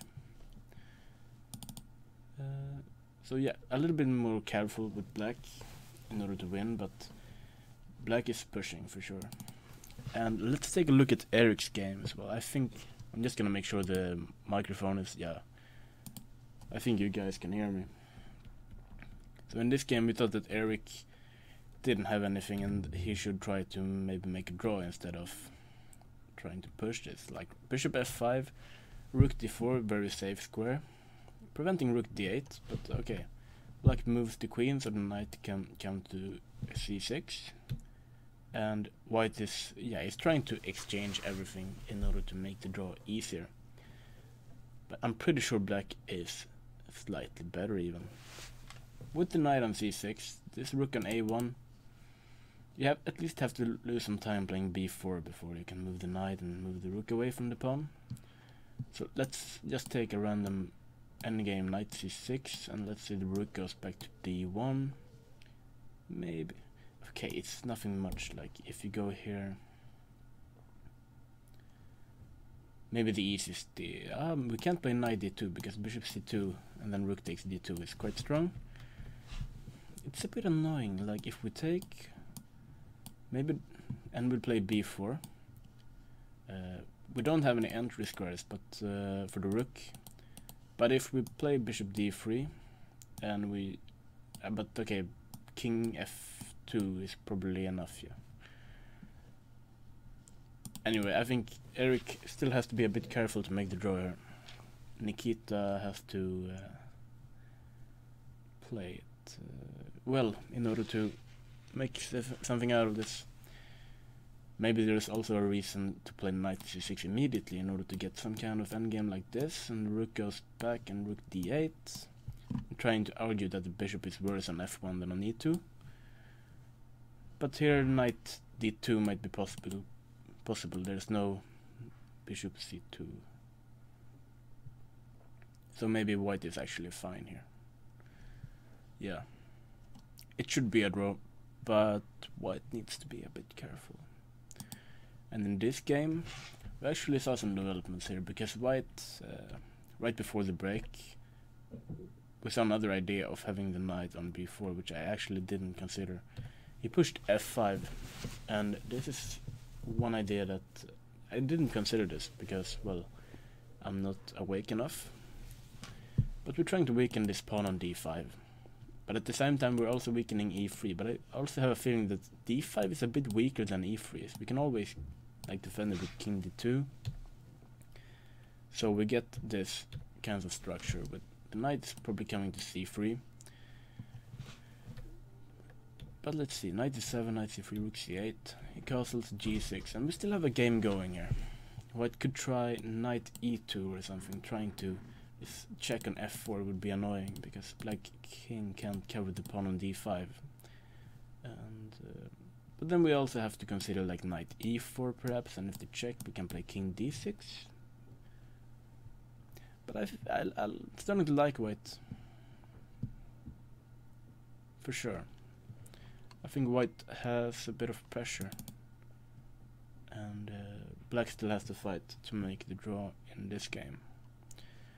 And one game that I really liked was one by Eric, and he's one of the few players who actually shows up in the studio afterwards. So maybe if he wins this game he'll be able to join us. Okay, queen f4 makes some sense. I mean, the knight could be heading to h4, so check, king g8, knight e2, and the knights are exchanged. Let's see who this benefits. What gonna recapture with? Like queen takes, there might be this check, and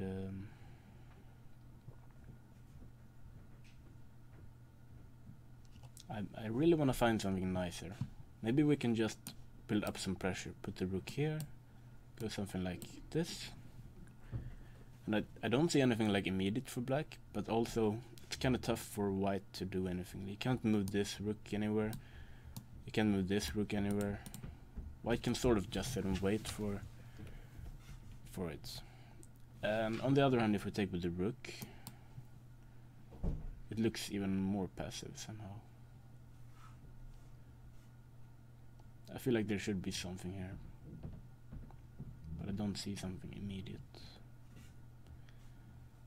It's too early in the morning for this.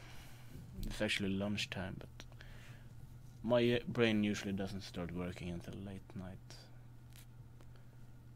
That's a problem with morning rounds for me. Yeah, I think maybe rook takes, if you can make it work, is a better try, because now we're trying to exchange the queens, but black of course will never agree to this. He will play queen h6 and try to make use of the weak king here on g2. If you take here, then white has no problems whatsoever. So okay, it takes with the queen,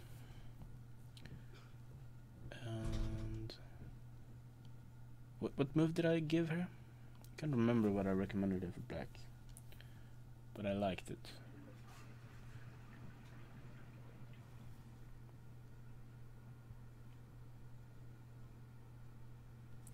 Did I check? What was the problem with rook g3? I can't see a problem with rook g3. Maybe I just missed playing that move. But white's gonna play rook g3 either way here.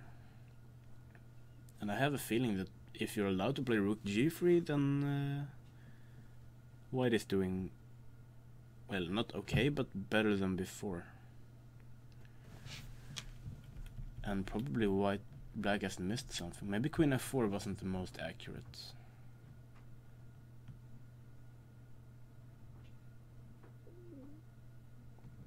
No, I have a feeling that maybe black allowed a little bit too much. Okay, it's still better, of course, but I should mention that one thing it definitely shouldn't do, like rook g3, is to go into this. And I am pretty sure this is lost. I can't be completely certain this is lost, but you know, it's very tough. It's like 2 against 1 on this side of the board, and black will never create a passed pawn on this side of the board. So yeah, I think it's very bad for black at least. Let's take a look at the other games. Let's update first and see the possessions. We have Ravi playing Tor Friedrich, and after f5 bishop d3, black actually went all in and played d5. And now this is where it gets really tough for the commentator, because there's like exchanges everywhere and takes so much tactics going on.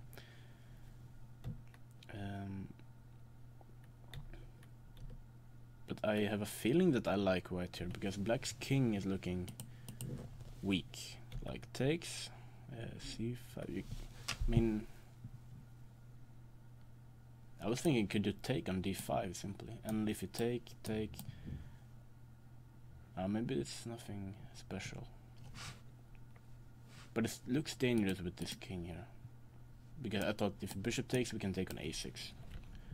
And if rook takes, I really feel like there should be something here.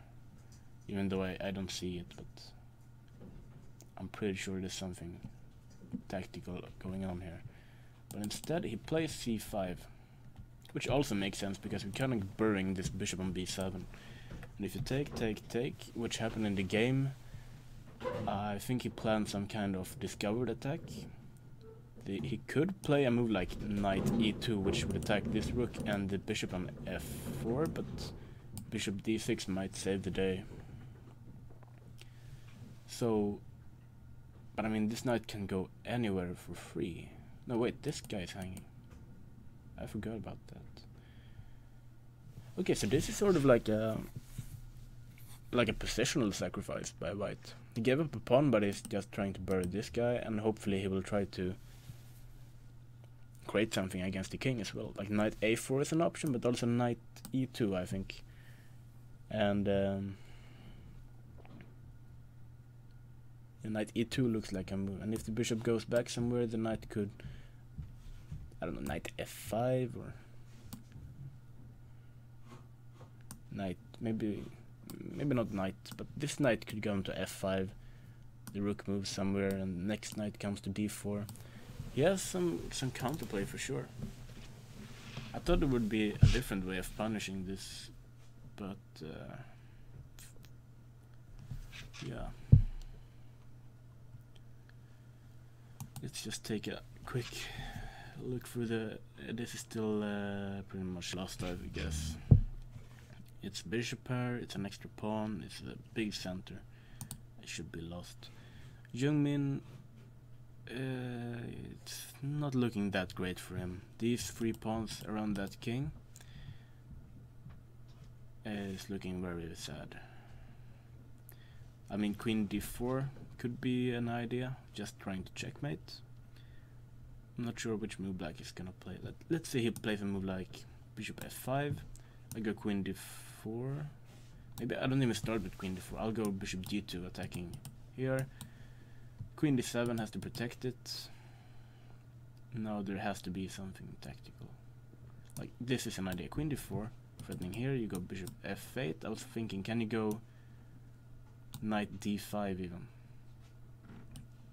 It's a big fork, and I was thinking take, bishop takes, bishop e6. Like maybe this is an idea. Takes. We don't even take on a8. We can play this. Maybe queen f6. I'm pretty sure black is losing here. Maybe my analysis was a bit strange, but this shows some ideas around the black king that I don't like. Bishop g2, knight d5, queen d4. I think black has a hard time playing this. Also, a big problem for black is this bishop. Like, what is it doing? The only thing it can really do is to be on f8 and protect against the mate on g7. But it has absolutely no future whatsoever. So yeah, I think white's position is fantastic here. And Khan has like played a lot of crazy games in this tournament. Some have been good, some have been bad. He seems like an aggressive player. I've never played him myself, but I know that he's one of the most talented players we have here in Sweden. Did you see? Sorry, he played d5, which is like the desperate move to play here, I guess. And there's also some tactics going on. If I go queen d4, threatening mate, black would have to play bishop f8, and I was thinking, can I like take, queen takes, knight takes d5, I thought was clever, but I now remember bishop e6 just protects the rook anyway, so that was too much. But it's a bit desperate, but it's also like a good idea to just create some counterplay whatsoever, and I don't know, maybe this bishop can do something else than allow a mate, but things aren't looking good, to be honest. Queen d4 looks like a good start to me.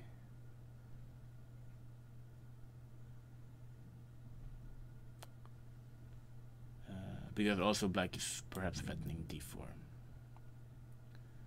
And another question is why you can't take on d5, but I think, yeah, this is also good for white, I guess. It's nothing too inspiring, like queen takes d5, takes. Is there something I'm missing here? Or is it just very good for white? Maybe this is the idea, bishop b7. But maybe even bishop c4 here. Everything starting to look well for Khan. And it's starting to look worse for Jung Min, who has so far only 1 point to beat Muhammad Ali. The chess player and not the boxer. Let's see. So Hampus played. Okay, let's go back. We left after queen g6, and I thought rook e4 made a lot of sense. But at least she didn't go for that. But she didn't trade the queens, which I thought was a good idea. And instead, she's annoying that queen. And well, moving that knight also allows f4 and f5. What do we think about f5?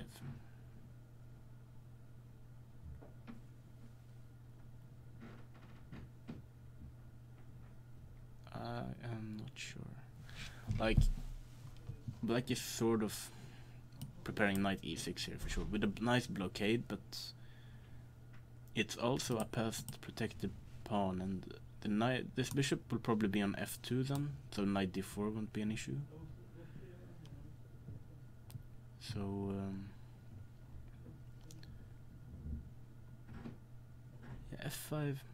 Hampus is low on time, which is definitely a factor. And I'm not sure about his position. Okay, one curious idea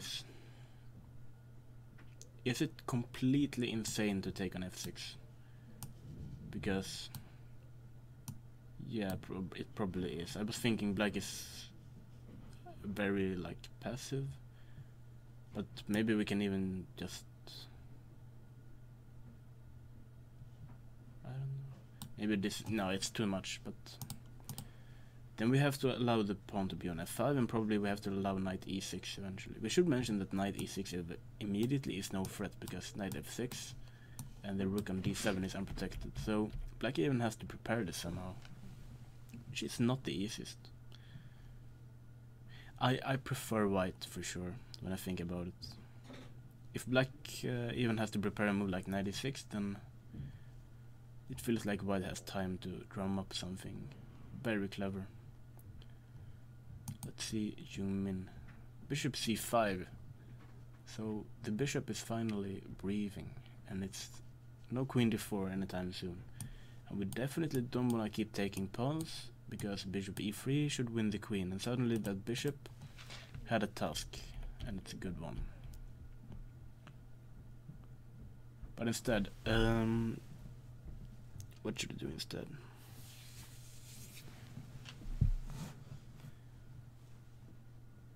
I think it's a good try, but I mean d5. He is a big fighter, for sure. Wait, look, what happened here? Did he just lose the rook? No, wait, there's some... Ah, look at that. That was a nice shot, even though everything's pretty much winning. Bishop h3, d7. I think black can pretty much resign. Or can he? Is it a counter shot? What's going on? Like, if we queen, I think black is gonna take with the queen. But maybe we can just go queen a4 actually. Almost. But I think we're running out of tricks here. And white is just winning with an extra exchange. Yeah. Seems that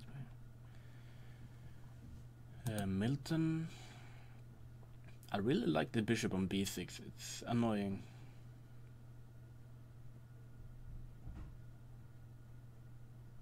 Yeah, I think white's better. Somehow black's pieces look a bit unharmonious, like the bishop on b6 is annoying quite a bit. It's not so easy to kick away, knight a8, but the rook is hanging. If you go rook d7, kind of preparing knight a8, but everything's starting to look a bit messy here. And white's pieces sort of make...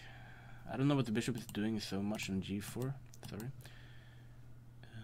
But white surely can't be worse, I think. I prefer white. I think Milton is playing well. And what happened in this game? Tactics happened. We left around here, right? Queen c7, queen e2 was played. Takes, bishop takes.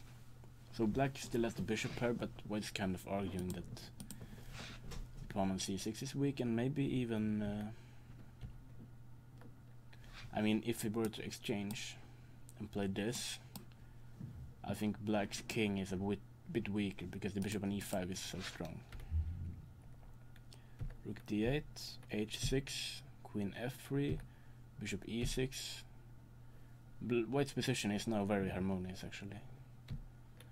And suddenly tactics happened. So let's just see what's going on. Like, obviously, if you take with the queen or the rook, we can take on e6. So if bishop takes here, I'm guessing we're gonna just take on f6, queen takes on f6, and probably it's just very, very bad for black, considering this is a threat, and also rook e7 is a big threat here. And I don't really see a defense, like rook d6 doesn't work because check, and queen h8, and this is checkmate. And so instead bishop d5 was played, and then white just keeps taking the pawn.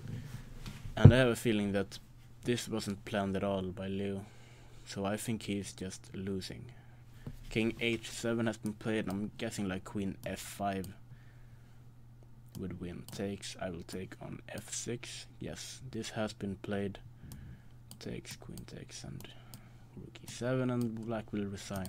I think we can almost resign here with black after queen f5. Yeah, and king takes h6 has been played.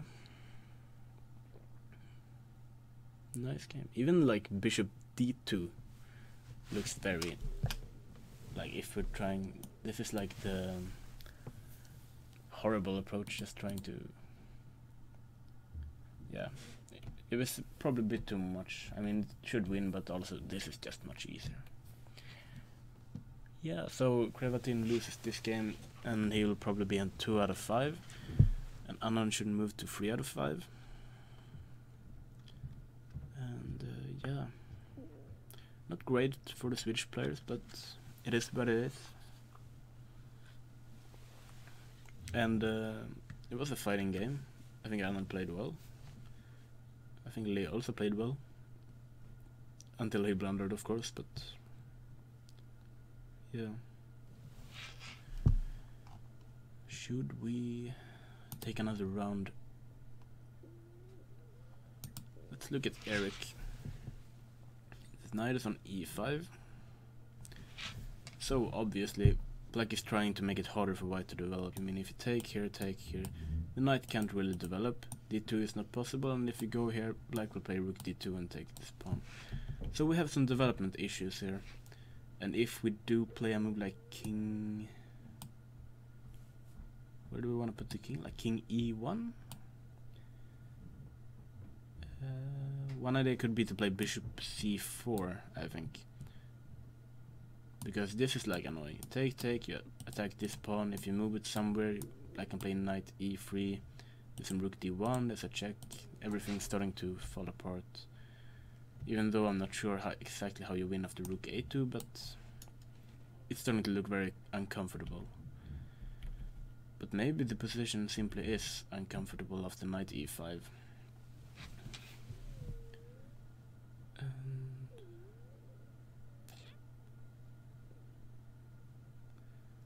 Yeah, I'm not a big fan of white's position at all.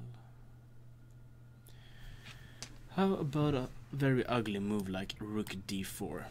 just covering this square. And the big question is, of course, what happens if you take and starts to put pressure on this pawn. And my initial thought was king e3, but then I noticed that maybe knight b4 is very annoying.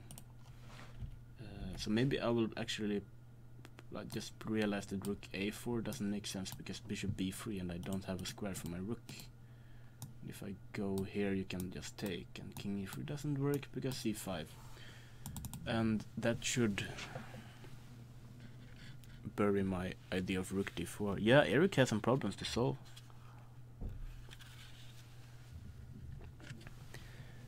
How about king e3?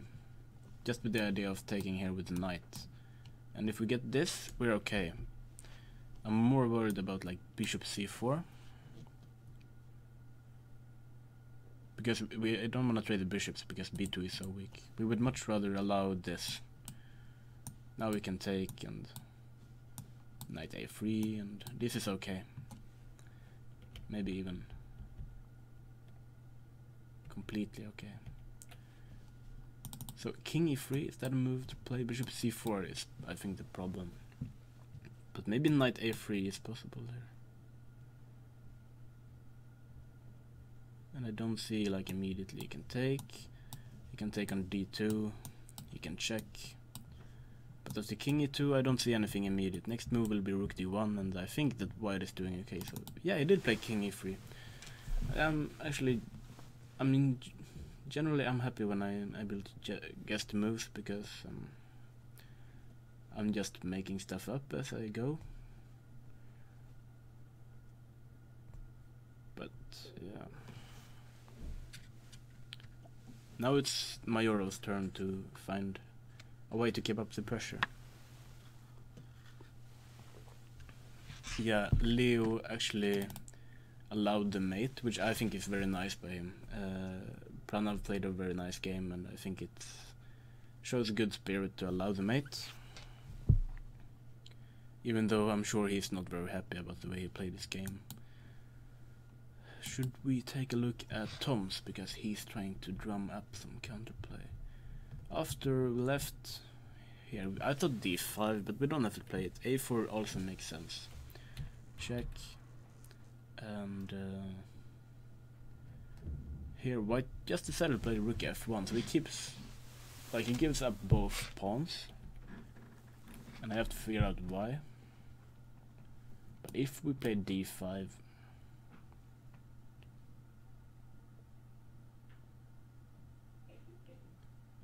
I'm not sure, but like eventually even a move like a5, just fixing two weaknesses, should be quite bad for white. So he's trying to do something. Rook f1, it takes king h5, so black can take another pawn on h5, but also white has ideas of taking a pawn on c7 or taking a pawn here. And I'm always thinking like this might be better, because now we will have another pawn that will start running. And there's like a race, 3 pawns against 2. And they should run, both pawns should run really quickly. So this will be a tough game. King h5. And we can't really protect it with the king, because obviously there's a fork on e6. So yeah.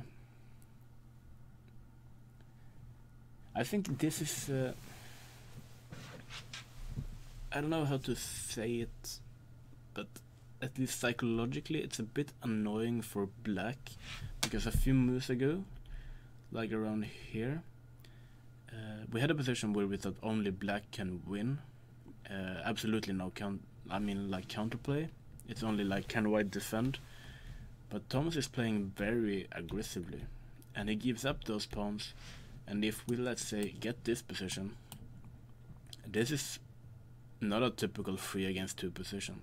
This is a very dangerous 3 against 2 position, because white has a pawn that's running very quickly, and black's extra pawn, let's see if he pushes his pawn. His extra pawn on a7 isn't making a lot of sense. Like, if you just keep running, white's pawn is gonna be quicker. So I think black needs to show a little bit of care. He needs to be a bit careful here, that's the problem. But I don't see a good alternative to take an a4. That's another problem. We can't keep defending h6. As far as I can see. Maybe I'm missing something. Ravi is doing another great case of me predicting moves. I'm very happy about that. Knight f5 coming.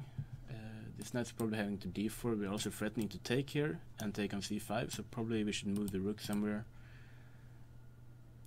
But it's a bit dangerous around the black's king, I guess. Also, like, if you play a move like rook a5, we can consider playing knight h6. And if you take black's king is a bit open. Bishop d4 is quite a big threat. Now bishop e5 might be working, but the idea is there. We don't have to play it immediately. I think knight d4 should be good. And there are some tricks. What happened? Anything else happened? This can't be the position, right? Those knights were traded last time I saw. Let's update. No, this is the position. White put a rook on g3 and black's doing everything he can to get rid of it, but can he? Black is really low on time. Fortunately for him, that's not gonna be an issue because he can always like do nothing and white can't do anything either. Like queen h4, I guess, is the move to play here. Just keeping up the pressure. But I also, I'm not sure. I think Eric has not played it the way he wants to, and let's just hope it didn't run out of time. He played queen h4 with 13 seconds on the clock. White's gonna play this, I guess, and the rook here. He's gonna trade something, and yeah, I think Eric has spoiled much of his advantage. He's not gonna lose, I think, but it's he must have been very close to at least winning.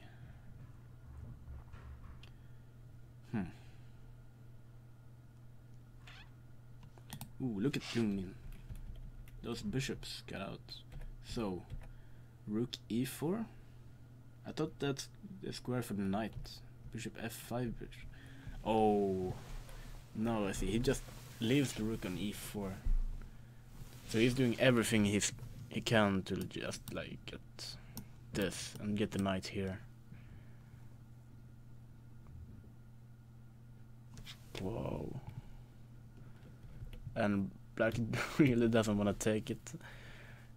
So we're kind of trying to force black to take it. But now it's even worse, because if we take it, there's like a queen being attacked as well.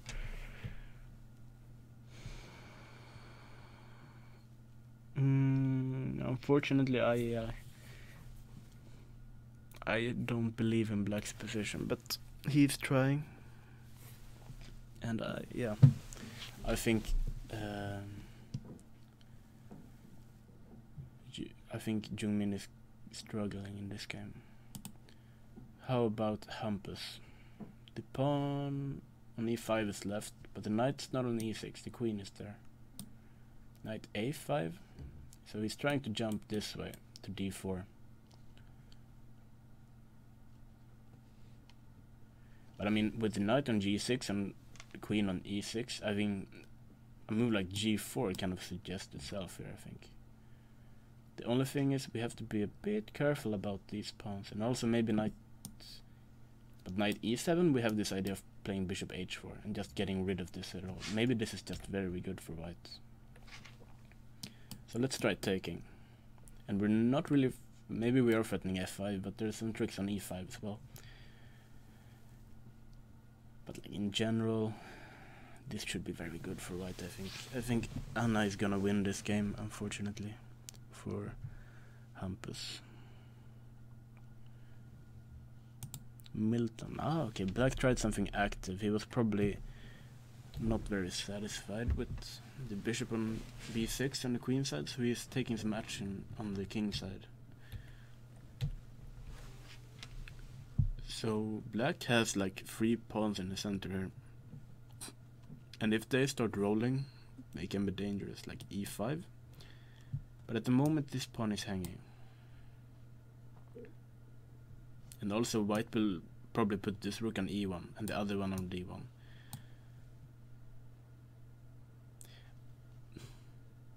And also black would love to be able to play knight e5 I think, but at the moment b7 is hanging, so maybe yeah, but I still like f5. I feel like Burak is playing well now. He will try to put something on e5 and start doing something in the center and push white's pieces away. I didn't consider this f5 strongly enough, but it seems like a good idea. This is Eric playing for a win. It's quite possible that he's just making moves until move 40, and quickly just gonna take a look at, it's move 34, so he needs to make like 6 more random moves, and then he can start figuring out how to push for a win. But yeah, I think he spoiled most of his advantage, to be honest.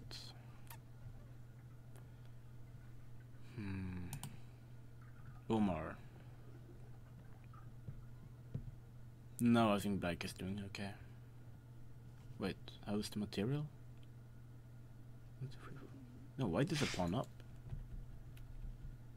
Ah, okay, sorry, I didn't see there was a pawn up. Then black had to sacrifice to make sure. But then it's some pressure for white for sure. The only thing is that, let's say we go for this, black is gonna try rook b8 and put pressure on this pawn. And also his extra pawn is not that great. I mean, knight coming to c4, I think it was a decent sacrifice by black. And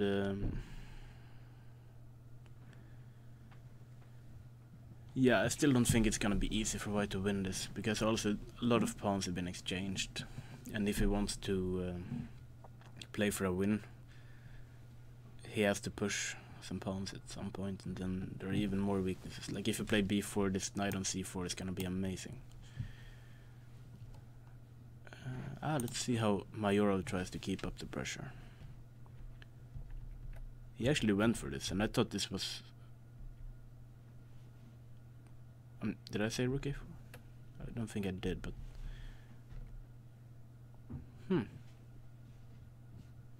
Okay. So if you move the king, he's gonna play rook e2. I guess. No, wait. We have to move the bishop. But this is not a great square because bishop b5. And you go back and then rook e2. So... what did he play? He played king f4 instead. Bishop d5. Of course, if bishop b5 now, we can play rook e4. And the thing is, if we trade rooks here, then black is definitely not better. He's pretty much, I wouldn't say losing, but it's extremely bad if you trade the rooks in such a position, I think. So bishop d5 is trying to not trade the rooks. Rook d4, bishop c6, and I'm pretty sure that Eric has solved all the problems at least. He can play knight c4 here, with the idea rook e2, rook d2. As like I said, we don't want to trade those things, and yeah, Eric has solved everything. And the knight is actually a bit stronger than the bishop.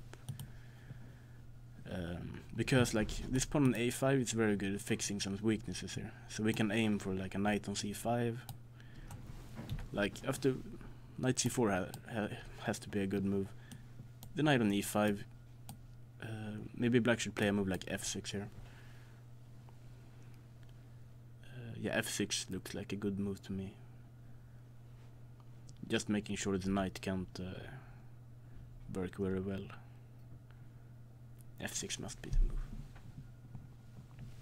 But yeah, I don't think black has that much anymore. Like rook d2, and I don't think black is winning this. Bishop b5, the knight goes back, but the knight White can try. If he gets like the knight to d4, and I'm just gonna show that we don't wanna go this way because g5 and we're losing this knight.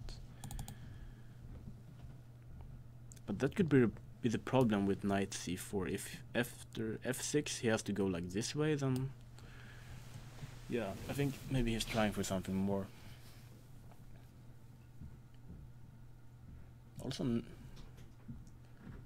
I think d4 would be a great square for the knight, but it's not so. Knight b3 looks a bit strange, that's the reason, but maybe there's no way of protecting against rook d2 and knight d4.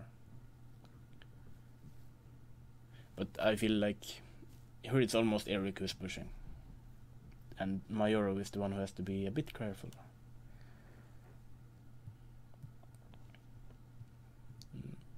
Yeah, let's try and see what Ravi is up to. Knight f5, rook went back, knight d4, knight e4.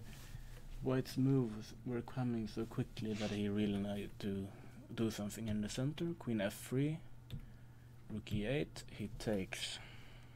So probably, if he takes, there's something with this check. And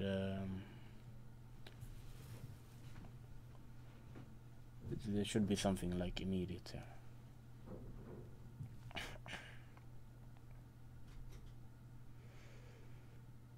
I was thinking queen f7 looks strong, and this doesn't work because we can take on d6. But on the other end of the rook c7,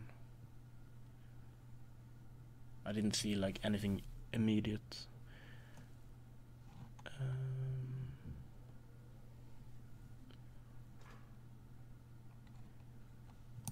Okay. If rook takes immediately, there's something about this queen b3 move. I don't see the immediate win, but no, hold on. Here we can just take on d6, and we take on b7, and we're winning. Was it the same in the other variation?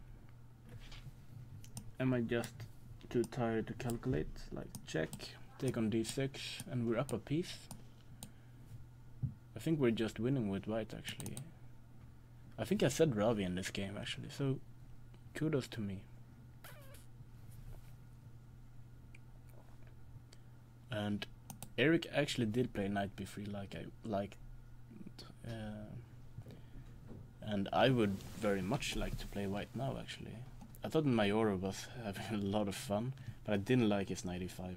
That was like, now he's under pressure I think. Bishop takes e4.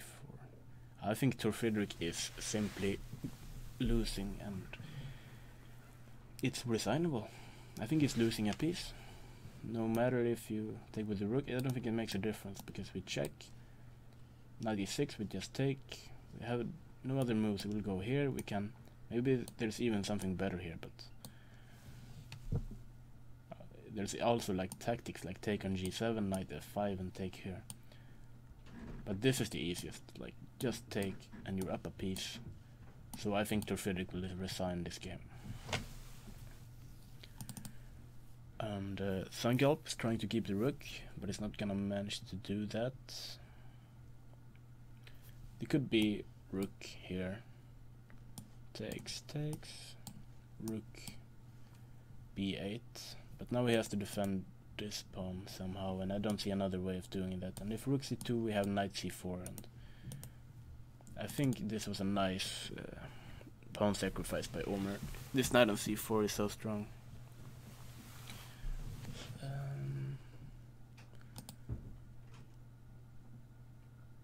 Wait, what? No. Are things going bad for Eric? He tried to do nothing and white did something. He just pushed the pawns and suddenly... No. He listened too much to me. I mean, I said that he can go back and forth until move 40, and he tried to, but apparently he can't. But queen f4. Ah, sorry, I missed something very important. I thought we could go into this endgame. Take, king f4, e5, and white will start picking up this pawn and win, but I didn't see that we can actually take on a5 with the rook, and well, it should be a draw, but okay, so nothing. But I think white has to go for this, right? Seems that way. And also Ravi is a piece up like I expected. And I think Tor Fredrik will resign. He should.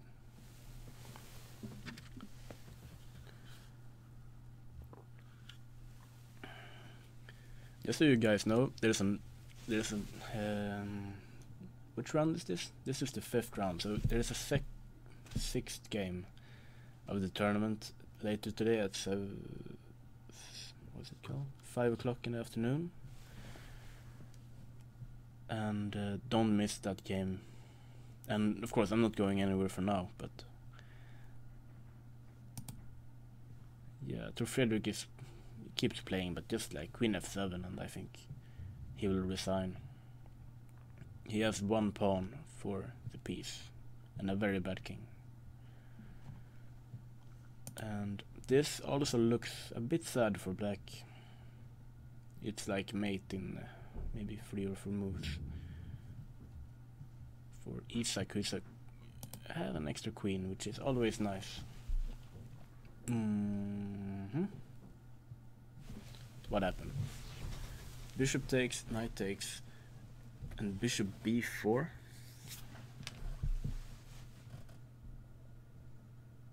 Wow.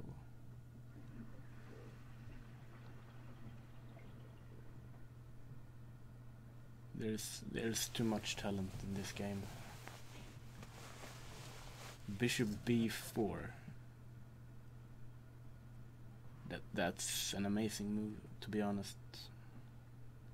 Like any other move has to lose, I think. Like knight f6 should just win against any move, but bishop b4. Doesn't matter if you lose all of your pieces against knight f6, as long as white doesn't have any pieces left anyway. So knight f6, you're just gonna go king f7. And I don't see it. There's too much material, right? Can we do something else? Did Jung Min seriously trick Khan? Did Khan go too far? Bishop b4. I mean, like a worst case, he could go knight c3.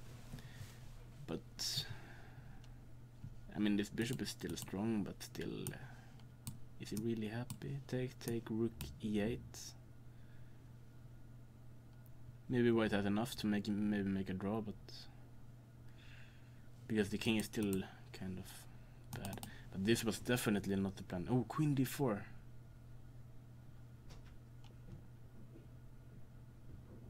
Why didn't I look at queen d4? It's a lot of... I'm not sure why. That was a very natural move. I don't think I... Why didn't I consider it? Now I have to find something fantastic for Jung Min again. Because if it takes on e1, just knight f6, I think king f7 takes on d7, and this is resignable, I think. Queen f6 is coming with mate. Queen g7 as well. But there's no other way of defending against knight f6, I think. You can't go bishop e7 because there's a mate. That's very strange. I didn't consider this at all. Should he play like c5? Is this the move? Like knight f6, king f7?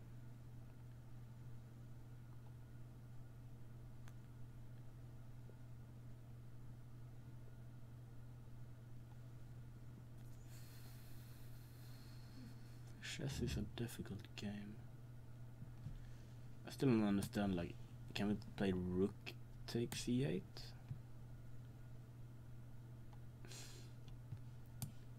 Rook takes? No.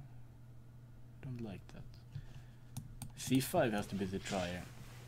You gotta keep annoying that queen. But the big thing is, what if we just move it somewhere? Queen c4. Black could take on e4, but we don't want to if we can avoid it.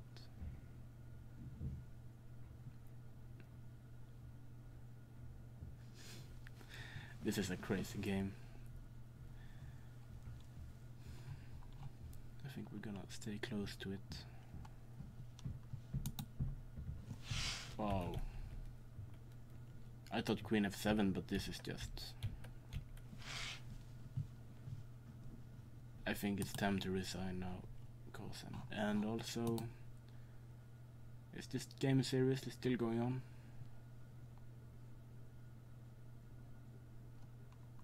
Maybe they just didn't put the kings right on the board. Yeah, Torfedro gets resigned at least. Nice game by Ravi. This game went exactly like I expected. There's 2 running pawns against 3 running pawns, but I don't... but wait. So he's gonna play the knight to f6. So it's either very good for black or very bad for black.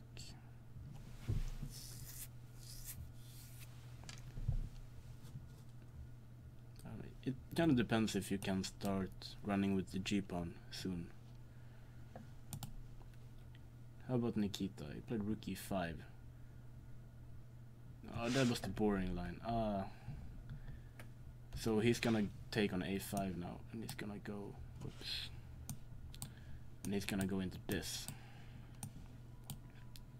King g6, I think, takes... Rook... Not rook b5, I think. c5 then. But it's gonna be really boring. It's just gonna be a draw, I think. All of these pawns will disappear and we'll have a draw.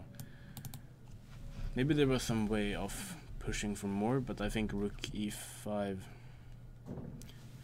was a nice try. Because if white is allowed to play knight d4 here and b4, black is worse. Seriously worse. Like, Ulf would win that 10 out of 10. King... What happened here?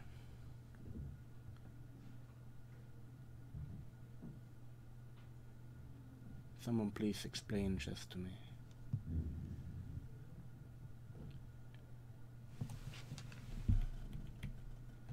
Okay. So it will be the same type of endgame, I guess. Takes. King f3 take here, king takes f4. And yeah, I see that Jungmin lost. Let's see what happened. I can hear that he lost.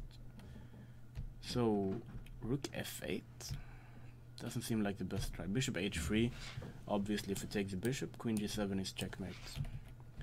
So c5 was tried, but bishop e6, and this is still a very nice checkmate on g7. So congratulations to Khan, who... Rook f8 must have been a bad try, at least c5 here. But yeah, it could possibly be just bad anyway. And I think the game on the last board is over as well. You wouldn't think so long after queen e8. So, some games are still going on. Knight h5 was played.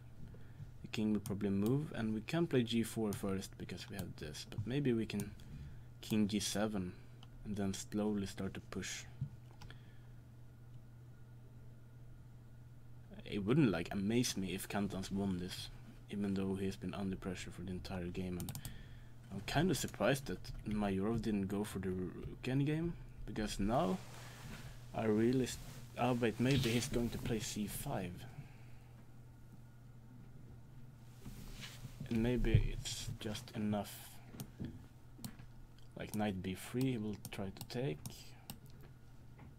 Maybe this is something. And of course if knight c5 is played, then white's better, but rook b5 is a try, or rook d4. And I was thinking b6, and it could be something like this, but there are so many pawns exchanged that I think that he'll be able to make a draw without too much trouble here. Bishop b5, baby. maybe even rook c6 with some ideas of pushing a5. But no, he played g6. I'm a bit surprised. It feels like white has some possibilities of pushing here.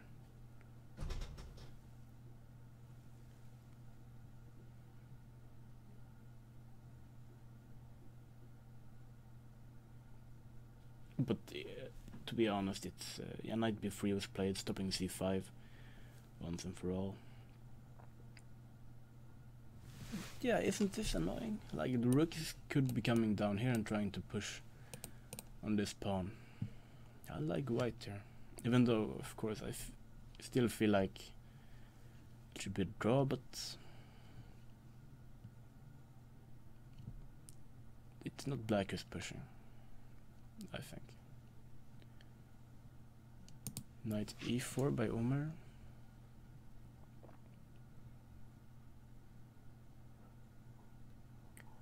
Okay, so there's this kind of cute idea that if you take, okay, maybe even d takes is better here. But I was thinking if you push b4 with the idea if you're gonna play this and rook b1 and just push the pawn, I think maybe we can try rook c3 if we're fast enough. White will play rook b1, take b5. Do we get back in time? I think we do. And yeah, I think white may have screwed up here. So knight e4 makes a lot of sense. Like rook c1 could be tried, but we're also like sitting in a bind now, and we don't want to do that. I think black will be able to make a draw in this game, even though he's a pawn down. It should be okay. Like if the knight moves somewhere, knight a4, rook c2 is very active.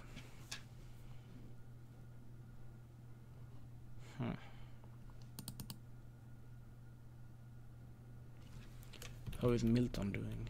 This bishop on... Oh, knight e5. I just assumed that this was not working for black, but maybe he saw more. Ah, it's like the trapped bishop that we had in Muhammad Ali's game yesterday. But knight d4. So things are... I'm just gonna show that bishop b5. The idea is just we can take it, and we can take on c2. But knight d4, like, sorry, here is a good try, considering if we take, we will take on e6, and all different kinds of things are hanging. But rook, sorry, bishop takes d4, queen takes, and black is a piece up. And this time there's no more tricks, because this check, bishop g6, maybe there actually are more tricks as well, but I don't believe in them anyway. I think e5 is just winning for black. On the other hand, I mean, white has 2 pawns, but it's not enough. I think Burak is gonna win this game. And I think he really needs it, because he has had a rough tournament. He started with a loss against Khan, then drew, can't remember against who. Then he won in the 3rd round, but then he lost again with white against Eric yesterday. So winning with black against Milton, who is a solid player and very strong, is not a bad result, and he's trying to get back into the top. And Hampus has no queen.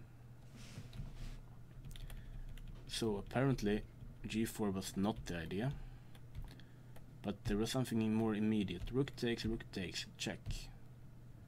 King moves. And tactics, oh, there are always some traps, like, yeah, this is gonna be bad. Just gonna show the tricks. Knight b7, oh, and the tricks just keep coming. That was actually a beautiful try by Anna, and she's up so much material that it's just completely winning for Anna. Unfortunately for Hampus. And this queen, yeah, it looks like Milton is losing as well. e6 is not so easy to defend. Also, I mean, the queen can't defend e6 because d8 is hanging. Bishop f7 doesn't work because check, and well, you can start running, but you won't get very far. I think it's might be time to resign soon. Like e5, you can just take the pawn. Maybe there's even something better. But like, taking a pawn is always good. Yeah, I think he's gonna resign this soon. Then we have Eric who's playing. It's gonna say it's a draw. He has a passed pawn on the a file, but it shouldn't be enough, I guess. Also considering if black starts moving the rook somewhere here and starts pushing the pawn, white is gonna take a couple of pawns himself. So yeah, I would be very surprised if this was anything else than a draw. We have this game. He played rook c1, but I'll be surprised. Mayorov is trying to change the pawn structure. He is realizing that rook d8, rook b8 might be a problem. And with b6, okay, it's not a bad try, but the thing is that usually white would want to wait to get this kind of structure with a very weak pawn on a6, but the problem is that if we wait, just say, I don't know, king g3 or something, he's gonna play bishop a4, and when the knight moves away, he's gonna take on a5, he's gonna take, and now white is the one in trouble. So b6 is a good try. Maybe white even has to take here and play something like this. Maybe he will start pushing some pawns even further, but rook a2 stops bishop a4 as well, with bishop b5, something like this. And I don't think white has so much to push for here, because the rook has absolutely no entry.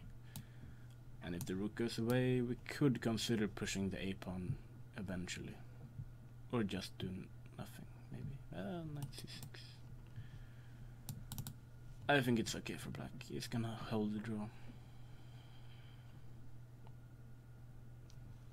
Milton, yeah, Burek played e5.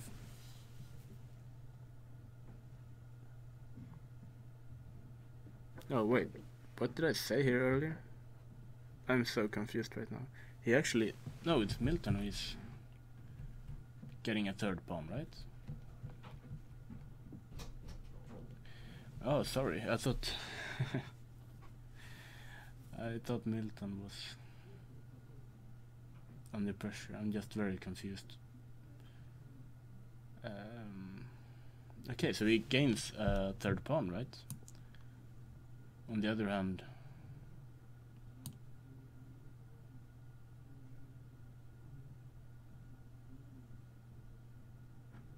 yeah, I'm too tired to do this. I'm also like considering if white can even, no, but he has to take on f5, right? And we should mention that bishop g6 doesn't win, or does it? Like rook g3? No, I think it's okay. If king h8, we can check, which is a problem for black. And otherwise, like queen here, we can play queen e6. Check is one problem. Queen g5 would be another problem. d8 is hanging. I was so confused earlier. I had no idea who was pushing for what. I just... No, I apologies for my confusion.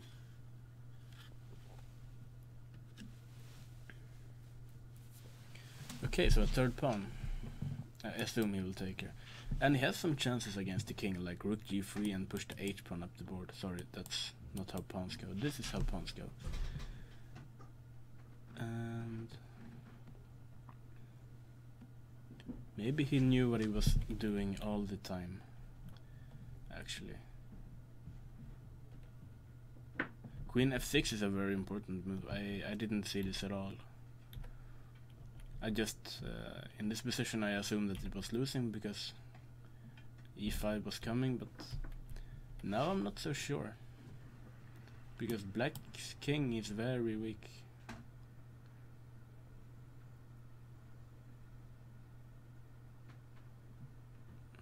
And of course, I mean, you can take on a2.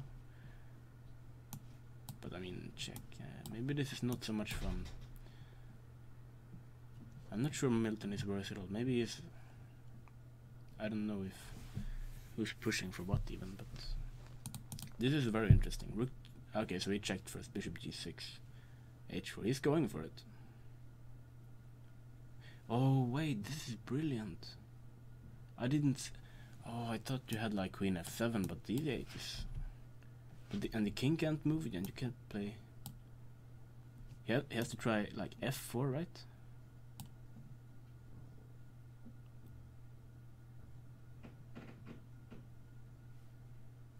I don't see another move than f4, but maybe we can simply play rook g5.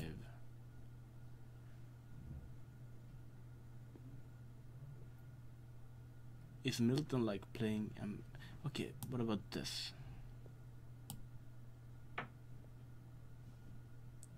Rook f8 might be a move.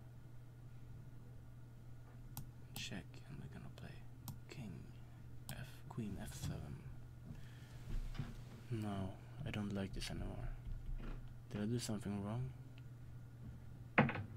There's something with rook f8, which is pretty much forced. Either f4 and then rook f8, or rook f8 immediately. But the rook can't be on d8 because it's hanging. But rook, I don't see what's wrong with rook f8. Otherwise I would have preferred queen takes f5 if it doesn't lose somehow, which I'm not seeing immediately.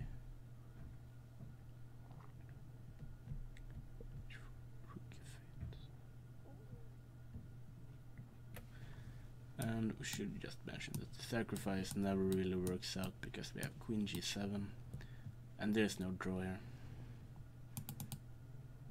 He played queen g5. Okay, I see. So there's no like queen e6, queen f7 and the queen gets out of the way. But h5 is still a serious threat. But f4? I think things are going worse here from Milton. Like f4, we're not threatening this guy, but we're threatening here. And if this rook goes here, like... Okay, rook f5 isn't possible, we can take it, but... There should be some defense to this, right?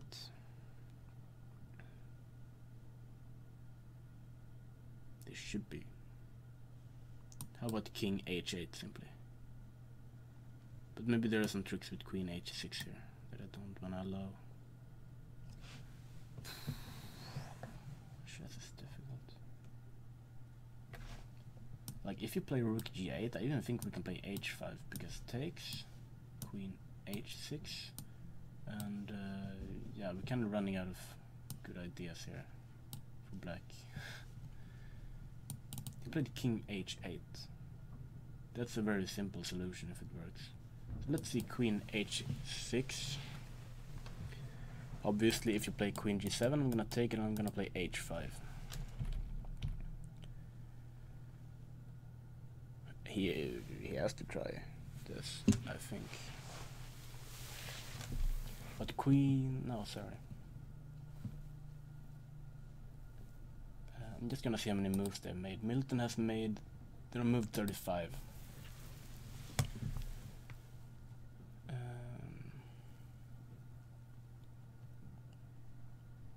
Anything else exciting going on? A lot of exciting things are going on. I feel like Cantons might be pushing, but I'm gonna stick with this game because so much interesting stuff is happening. Queen h6 has been played. We have to find something for black.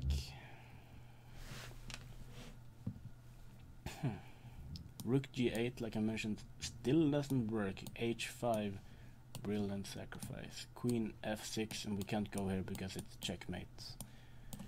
And obviously this is not a great solution either. Take h6, and white wins. So rook g8, I can't see make it work for black, and we have to find some way to stop h5, or queen takes f8, or rook takes g6. There are a lot of threats right now.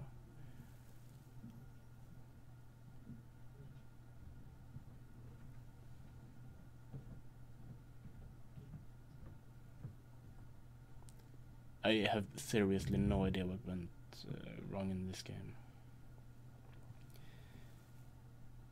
Okay, one idea. If we don't find like anything for black, you could go for this. Takes, h5, take here, take, and we have 4 against 4.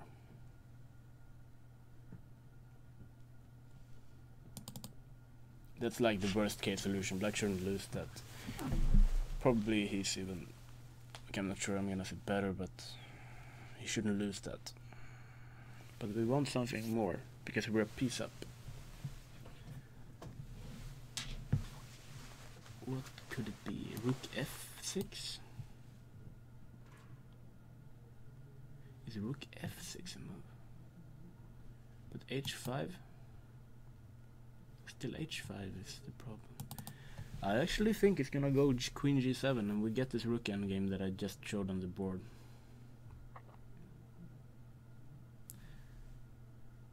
Oh wait, even after queen g7, white can even take on g6 actually. Take, and we get another pawn endgame, but this one is good for white. We're 2 pawns up in this one. Queen g7 doesn't solve the problems. I mean, the tricky thing about this is like, has Milton been pushing the entire time? Or did Burak just blunder recently? I can't really say. It's apologies for not having a clue about what's going on, but I honestly do not.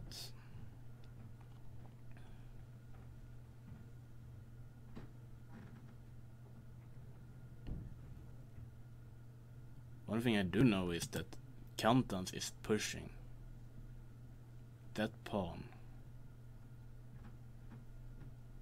and this must be winning, right? That there's no stopping that pawn.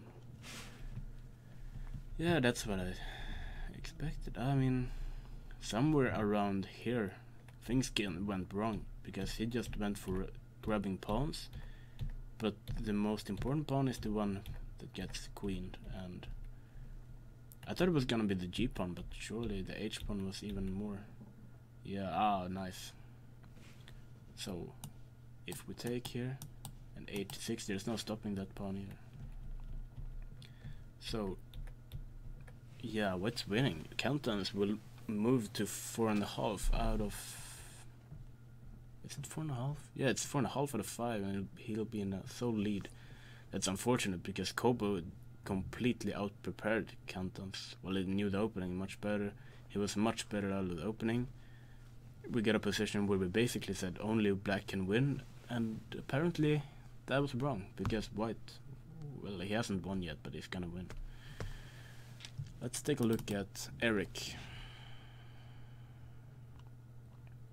No, actually let's not, because queen g7 has been played in Milton's game. So one solution could be to go into this, but it's 2 pawns down. This is losing. Rook takes g6. Wow, Milton is beating Firat, isn't he? Now I'm wondering, wow, now I see it. Like, takes, he's gonna play this and king g7, and the rook is almost trapped. He's gonna go here, but it's not getting out. He's gonna go back. He's gonna go here. And now the key, I think he's gonna play h6. And white would have to play like g4. But this is very like dangerous to have the rook here. King g, I'm not sure, but we could just take the pawn now as well. But if white needs to win, he's gonna go for this. Otherwise he can take the draw with rook e6. Actually, he should play rook e6 and once, and then try to figure out if he can try to play for a win with rook h5, but wow. He did play rook e6, king f7, rook h6, king g7.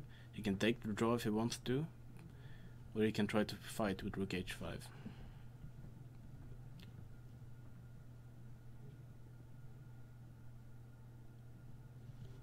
He played rook e6, king f7. Is he gonna take the draw? I think he can still fight with rook h5, but it's not a beautiful winning try.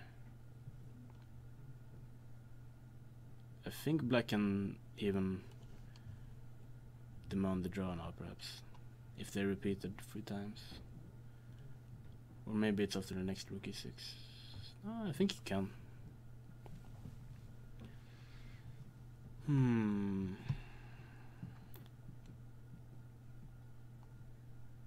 think he's gonna take the draw.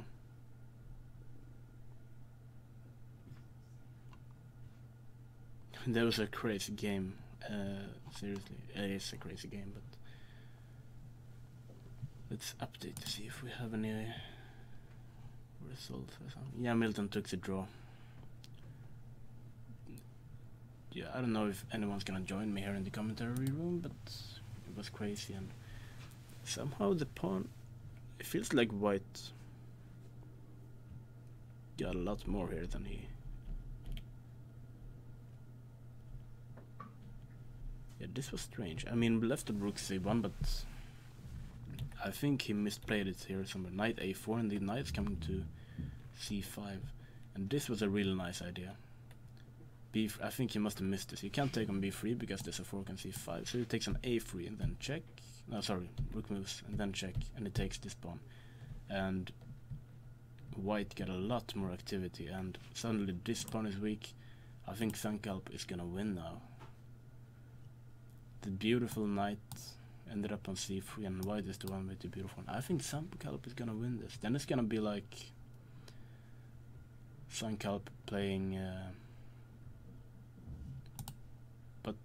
Okay, Blomqvist is pushing. Yeah, we forgot to follow this game closely, but rook d8. Apparently there's something with bishop a4 that just doesn't work out, but rook e2, rook c8, the rook went back, something was wrong there, I think. Takes, rook, and knight c5, and as far as I can see, okay, maybe I was too early to say something. King g3, I guess, and can we play a5? Or is it too much? We can check, and maybe this is a bit uncomfortable. Knight e6 or something. But maybe it just doesn't work out. Yeah, I have a feeling that these pawns will be exchanged and it will be a draw somehow. It's just a matter of how.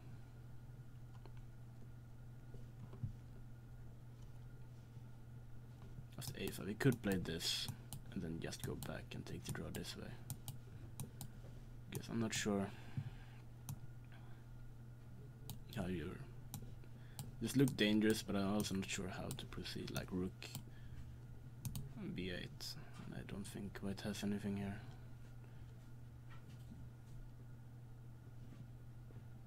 You can play this, knight f8, but yeah, nah, this isn't.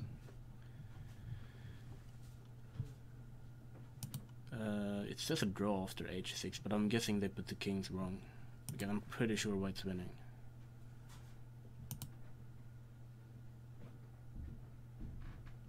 I think it's a position where you resign, so I think Kantan's won that game.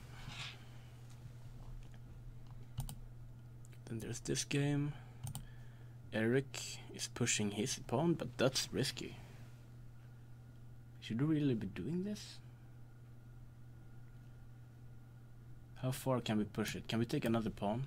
Or do we not have time for doing this? Now we maybe not like check, queen. But this might be a bit much. I think this is too much. So we can't take that pawn, we assume. a4 is played.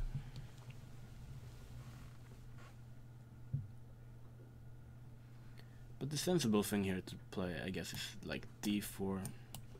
Something like this. Now king f3 perhaps.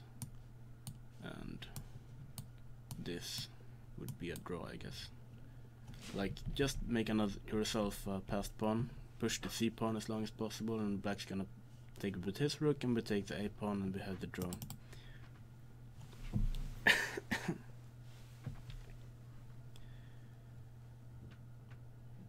Yeah. Not that many games are going on. Bishop b5? Yeah, that's So obviously if we take here, it's an immediate draw with the rook against rook and the 3 pawns on each side of the board. Can we try for more with check? King g8. Now create something around the king like knight e4. But then still feels like white is trying something tricky here. We can try maybe h5, put the pawn here. If you take, I can go here. I think white's gonna try it for a while, like rook b7.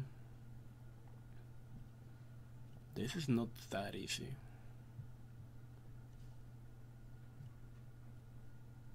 There's something, probably something with a5 that didn't work. Just too bad to see what, but actually, when I think about it, maybe rook b7, maybe knight e4 is a problem, and white gets a lot here. Maybe I can take here. Yeah, this is not right at all. This is why bishop b5 was played. But surely, I mean, he will check on b7, I think. King goes back and knight e4. And black is under some pressure.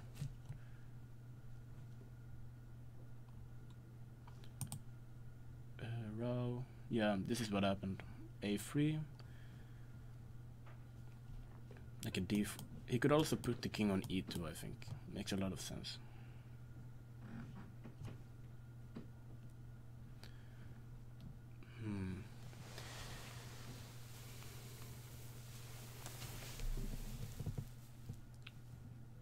So most games are finished.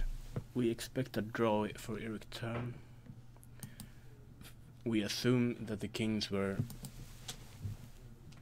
put in the wrong squares. In this game I think white won.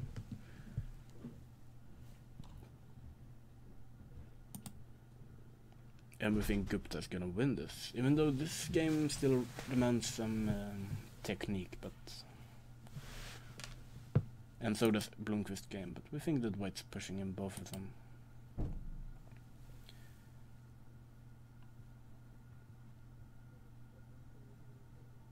Wait, did they take a draw in Eric's game? What?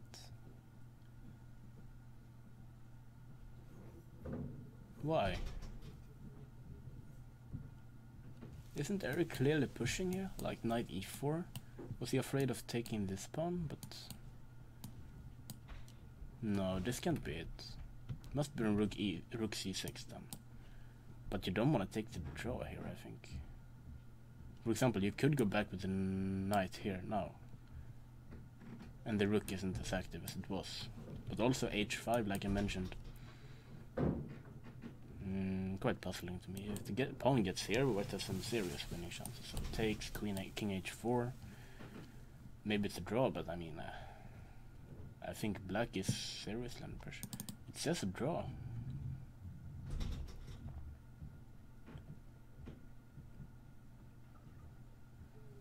I have to ask him during the lunch break. What was his... Yeah, Omer is running with the king. And I don't know, rook. Okay, there's some trick. I was thinking this to pick up the rook, but first of all, maybe there's even rook takes b3 here because there's a fork on e4.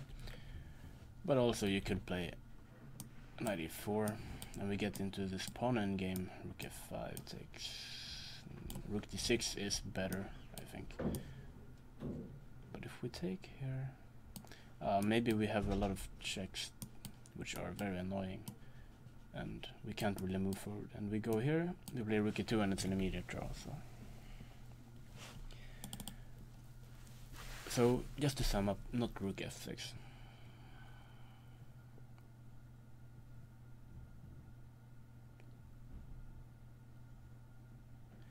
It's possible that white should just eventually play h3, so that if the rook enters and we have a lot of checks, the king can hide in h2.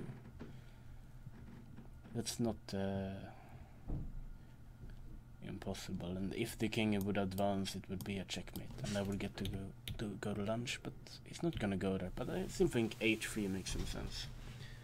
And how is the rook endgame? Now I think it's, if I take f takes, if I want to play, I mean rook a3 is not a move I want to play, so I would have to go into like something like this. Check. But it should be okay for black because I still have rook e2, and yeah, I'm not winning this. It's gonna be a draw. So not h3. Maybe black is still actually just okay. You can play a move like a rook a5 just to prepare against this knight e4 stuff. Takes, and some pawn will be hanging on d5 or f5.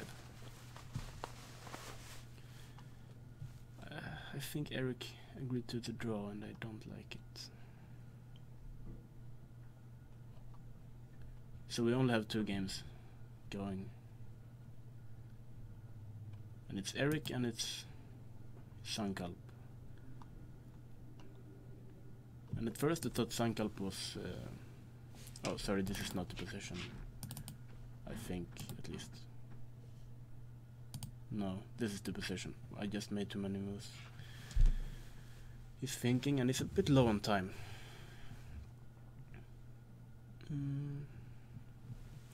I think this game is not the one that's gonna finish first. I think Eric's game will end in a draw quicker.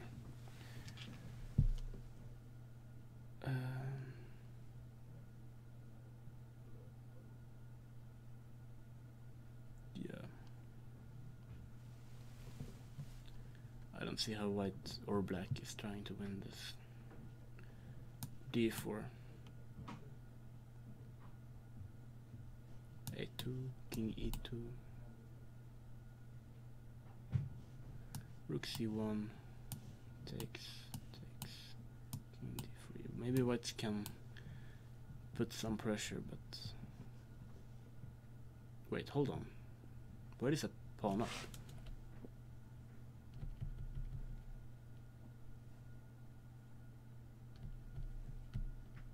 Why haven't I noticed that white is a pawn up?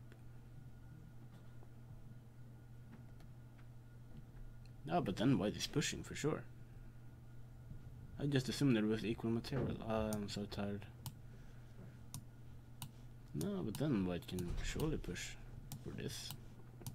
Like takes.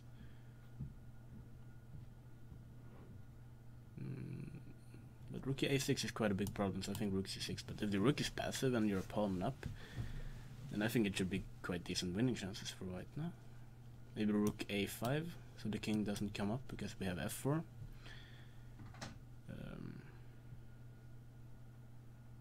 Yeah, I'm sorry, Eric is under pressure and he's low on time. I thought he was trying to win. He's a pawn. Oh, sorry.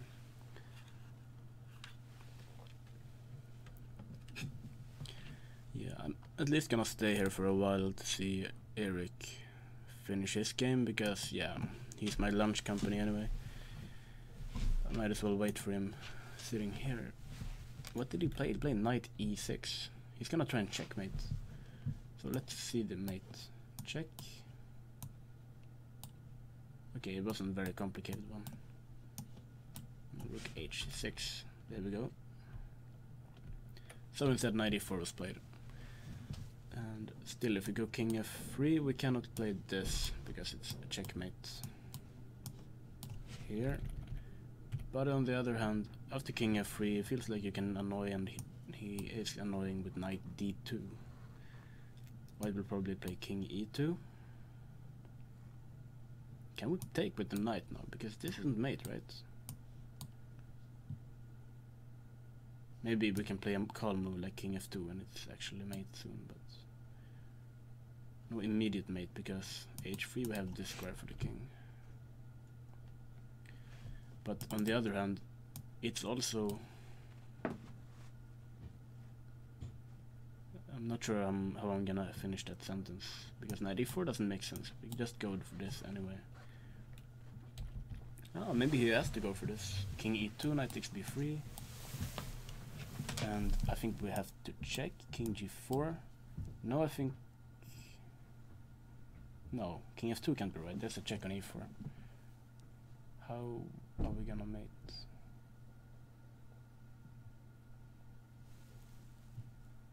Has anything been played?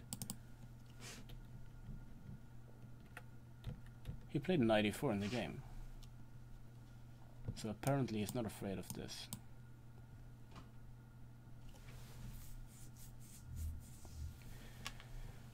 Okay, I have to... Like, if we play h3, it's gonna go here, take, someone sneezed, and yeah, that king is kind of safe now.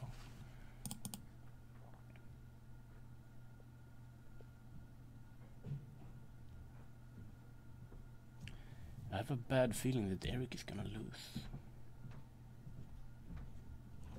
And that is Eric's turn. Not Blomqvist, he's finished, he made a draw.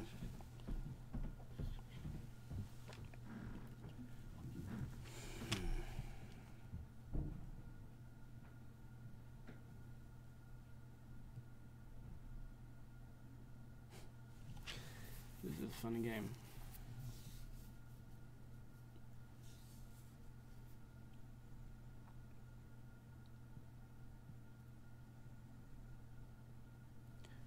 I wish I could tell you something like instructive and profound, but I have absolutely no idea about anything. Like after d4, can black do something else than go for this kind of depressing endgame, which we just saw. I think this was the line I just showed you, and we pretty much have, this can't be right because we take and we simply play. Okay, I think maybe the simplest would be rook c2 and just push the c pawn down the board. So I think that black would have to go for this. But rook takes, king d3, and black is, well, we're threatening rook a6 if we move the rook just somewhere random. Let's say if we go here, then even king c3 might be a move, but also this might be good. Should be decent winning chances for it here, I think. But instead he played king f3, which made less sense to me, but it should lead to something similar. Take, and he has to go back king e3. And black gains some extra time. Can we play e5? Just to make sure we use this extra time wisely. But we can take it. We can check, maybe. But king f7, and this is an annoying threat. But king f3, rook d4.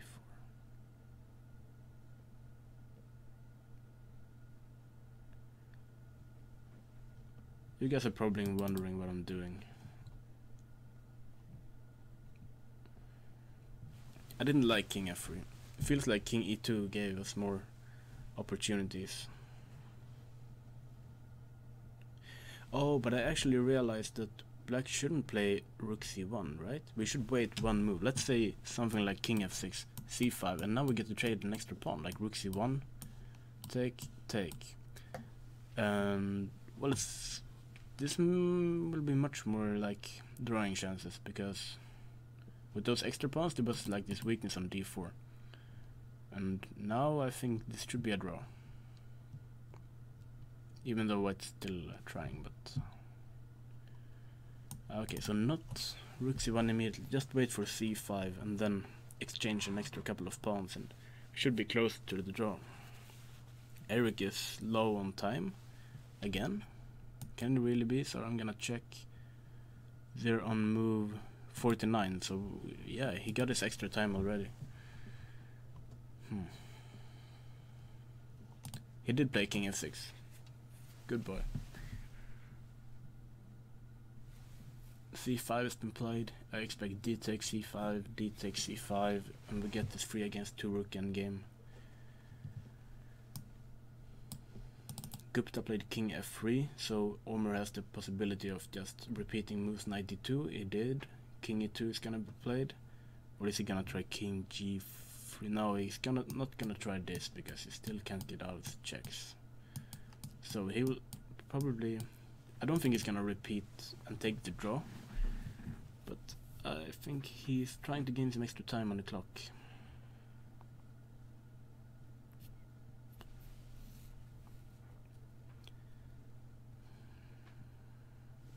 How many times have they repeated this position? Maybe it's, wait, this is once, twice. Okay, so after knight d4, if he plays king f3, he would have to take the draw, but I'm betting my money he's not gonna play king f3. He wants to win this.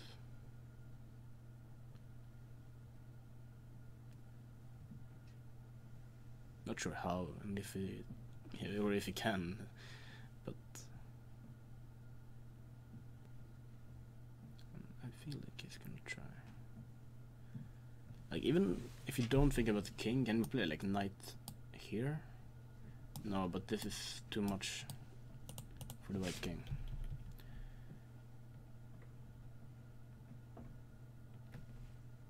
What? Ah, he goes to rook h1.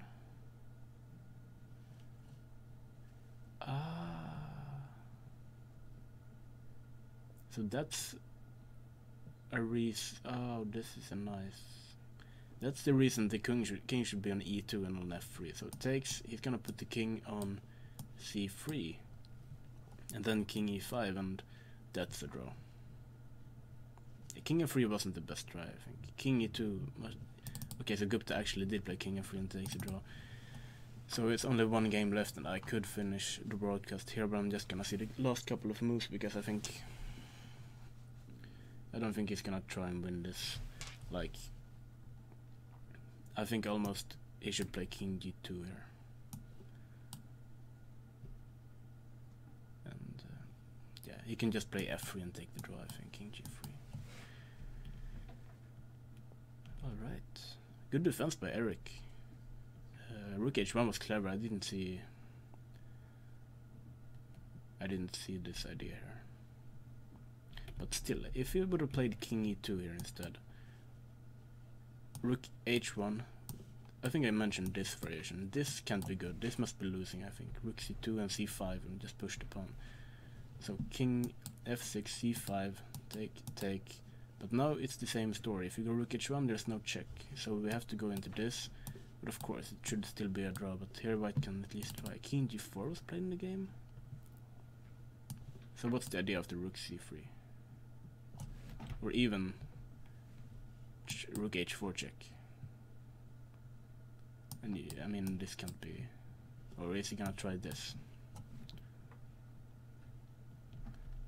I think it's even easier to simply play rook c3 here.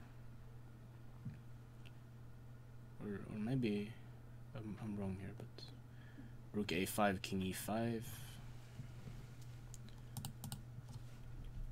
No, they repeated here.